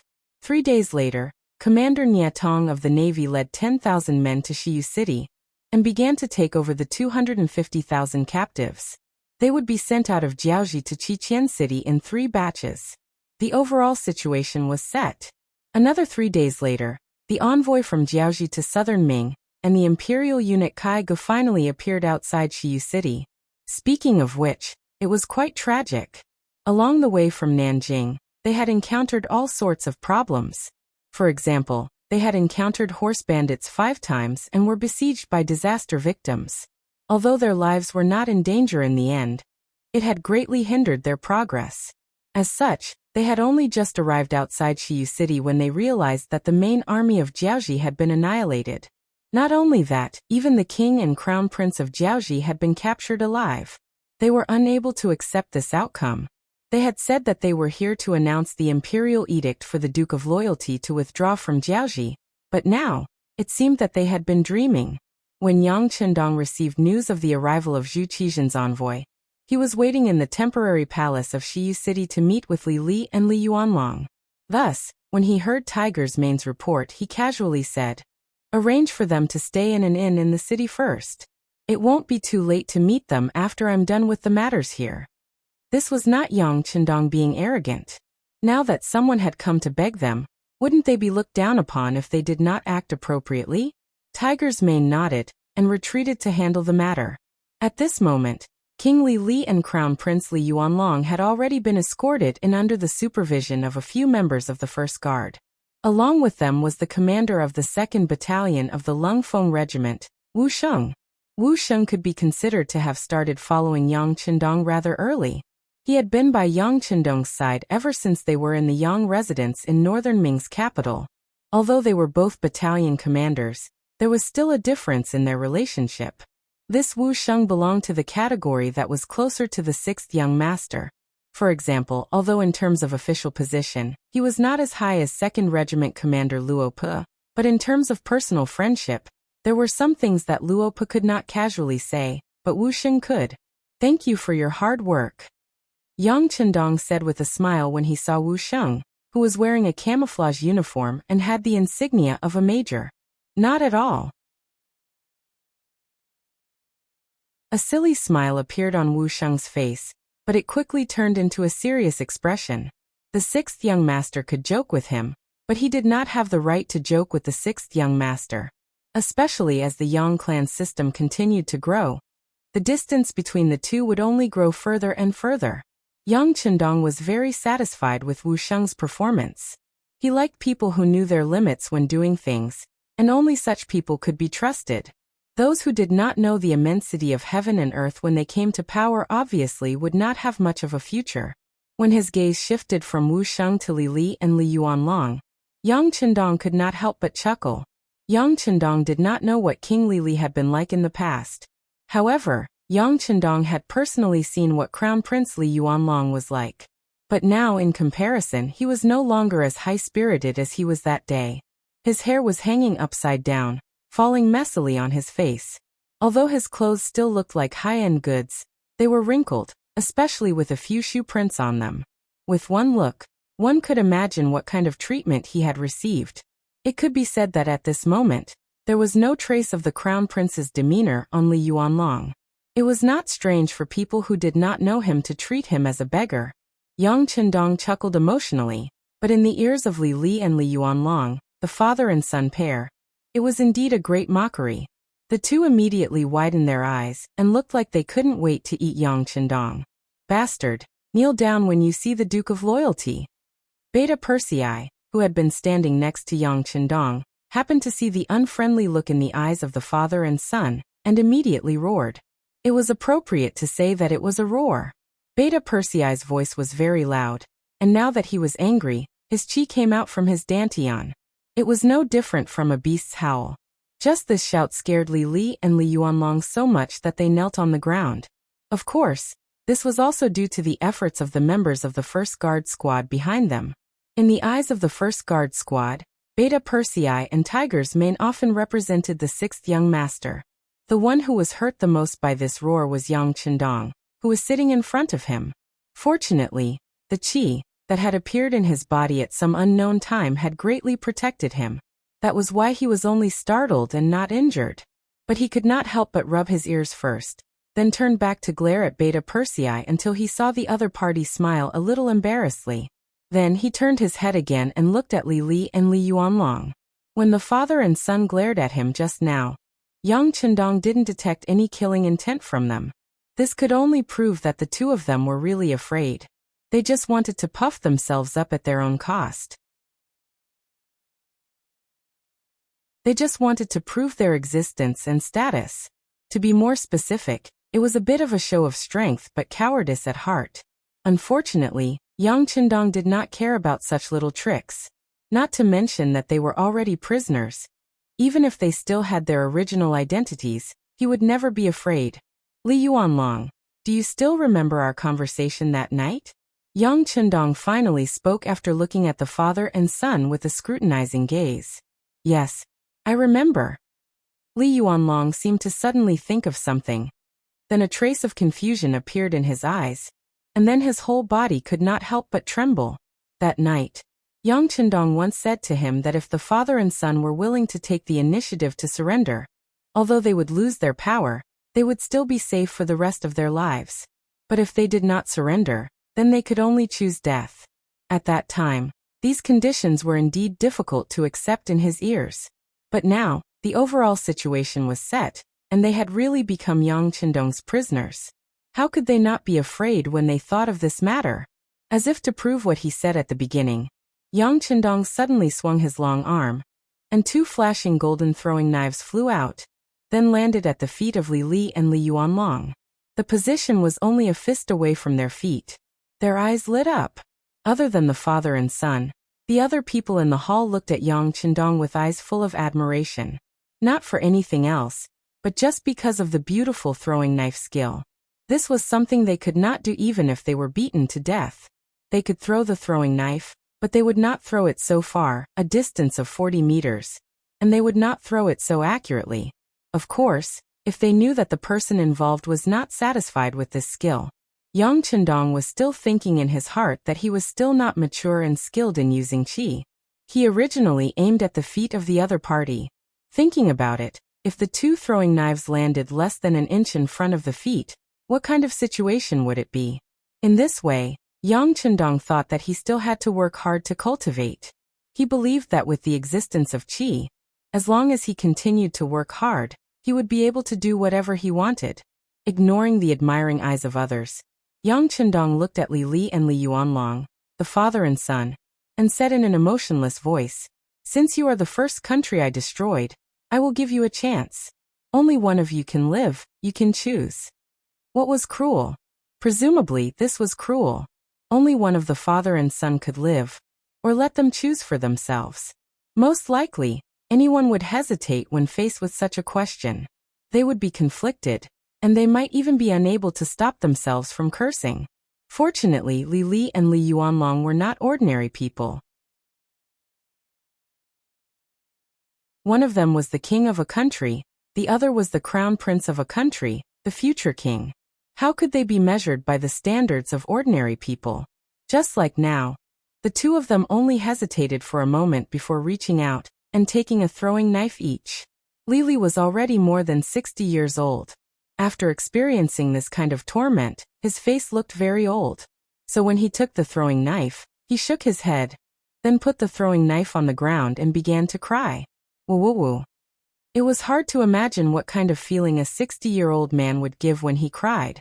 It was hard to describe, but a sense of sadness involuntarily spread out. Longer I've let you down. I wasn't able to leave you a good family business. Now that I'm over 60 years old, I've lived long enough. Come kill me. This way, you can live for a few more years. I just hope that every year on this day, you won't forget to burn some joss paper for me. Li Li was like a child who realized that he had lost his way. At this moment, Li Li completely opened his heart and cried bitterly. Originally, he had already clenched the throwing knife in his hand and was ready to fight to the death with his father, but he did not expect to see this scene. At this moment, Li Yuanlong did not know what to do. He only hesitated for a moment, then called out loudly and hugged his father. Although in his heart, he hated his father for provoking such a strong enemy like the mercenaries, causing him to lose his hope of succeeding the throne. But no matter what, this was his father, right? Now he was willing to die to help him live, just by giving him a hug. No matter how he looked at it, it was only right.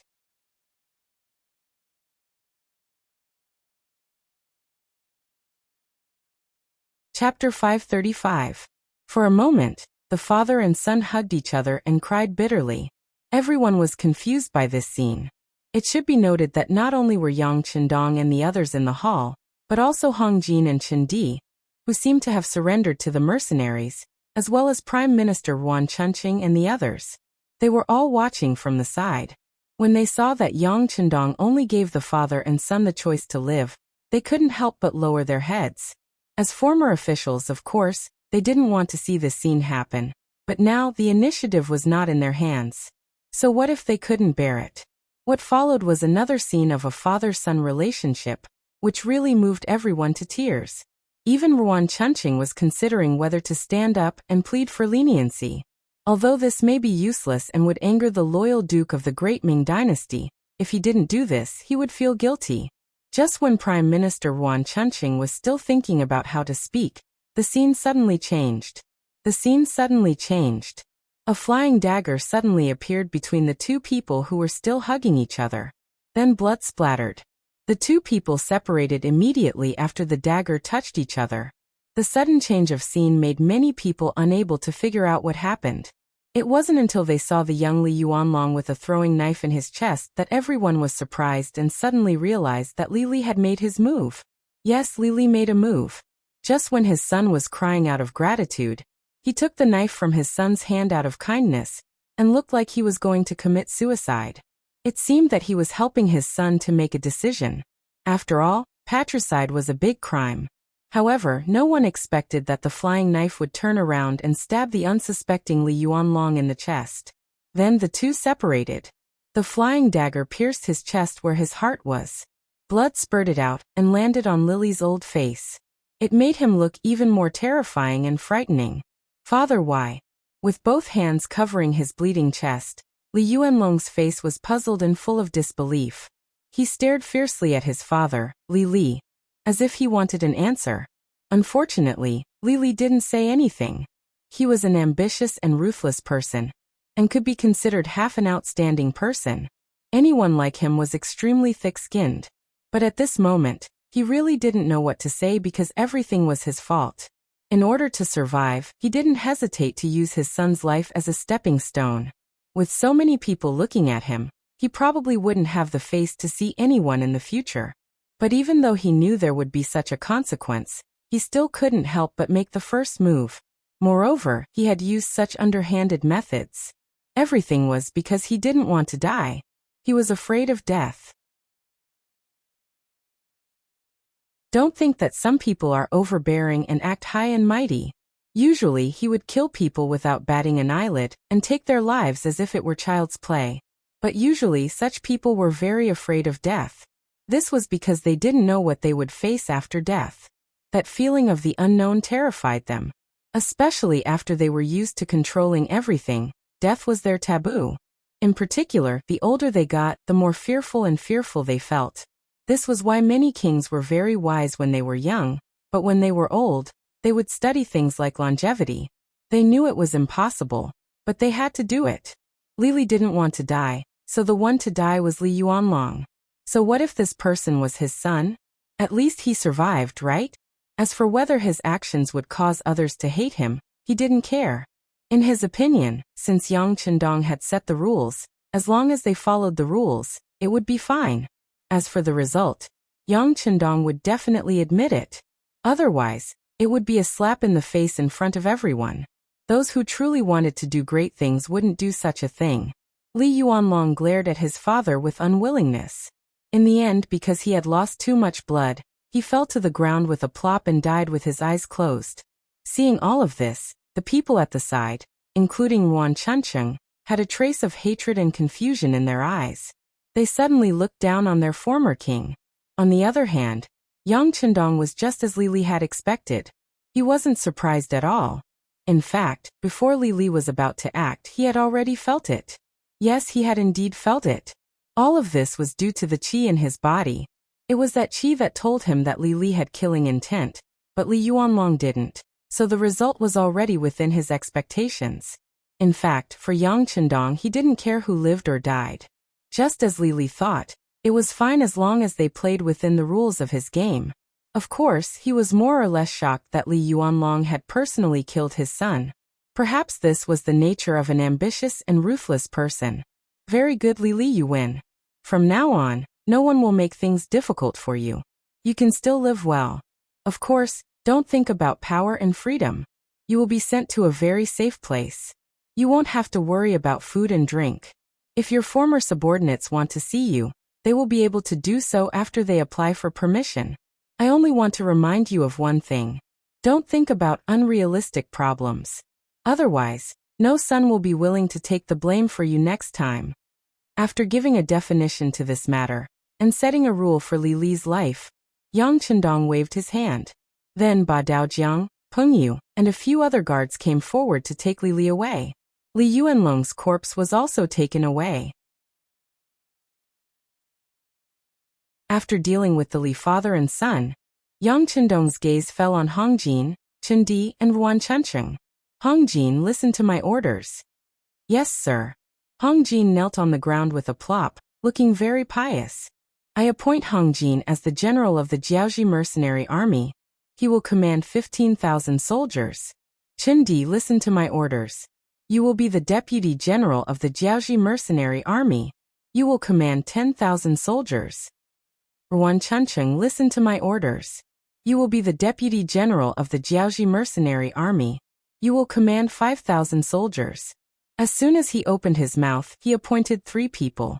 As the first 2 people, Hong Jin and Chindi were naturally excited and happy. At least they would be able to live and have a certain amount of power. Compared to many of the ministers of Jiaoji, their outcome was the best. However, the last person to be named, Ruan Chuncheng, stood there without moving for a long time after hearing Yang Chendong call his name. What? You're not willing?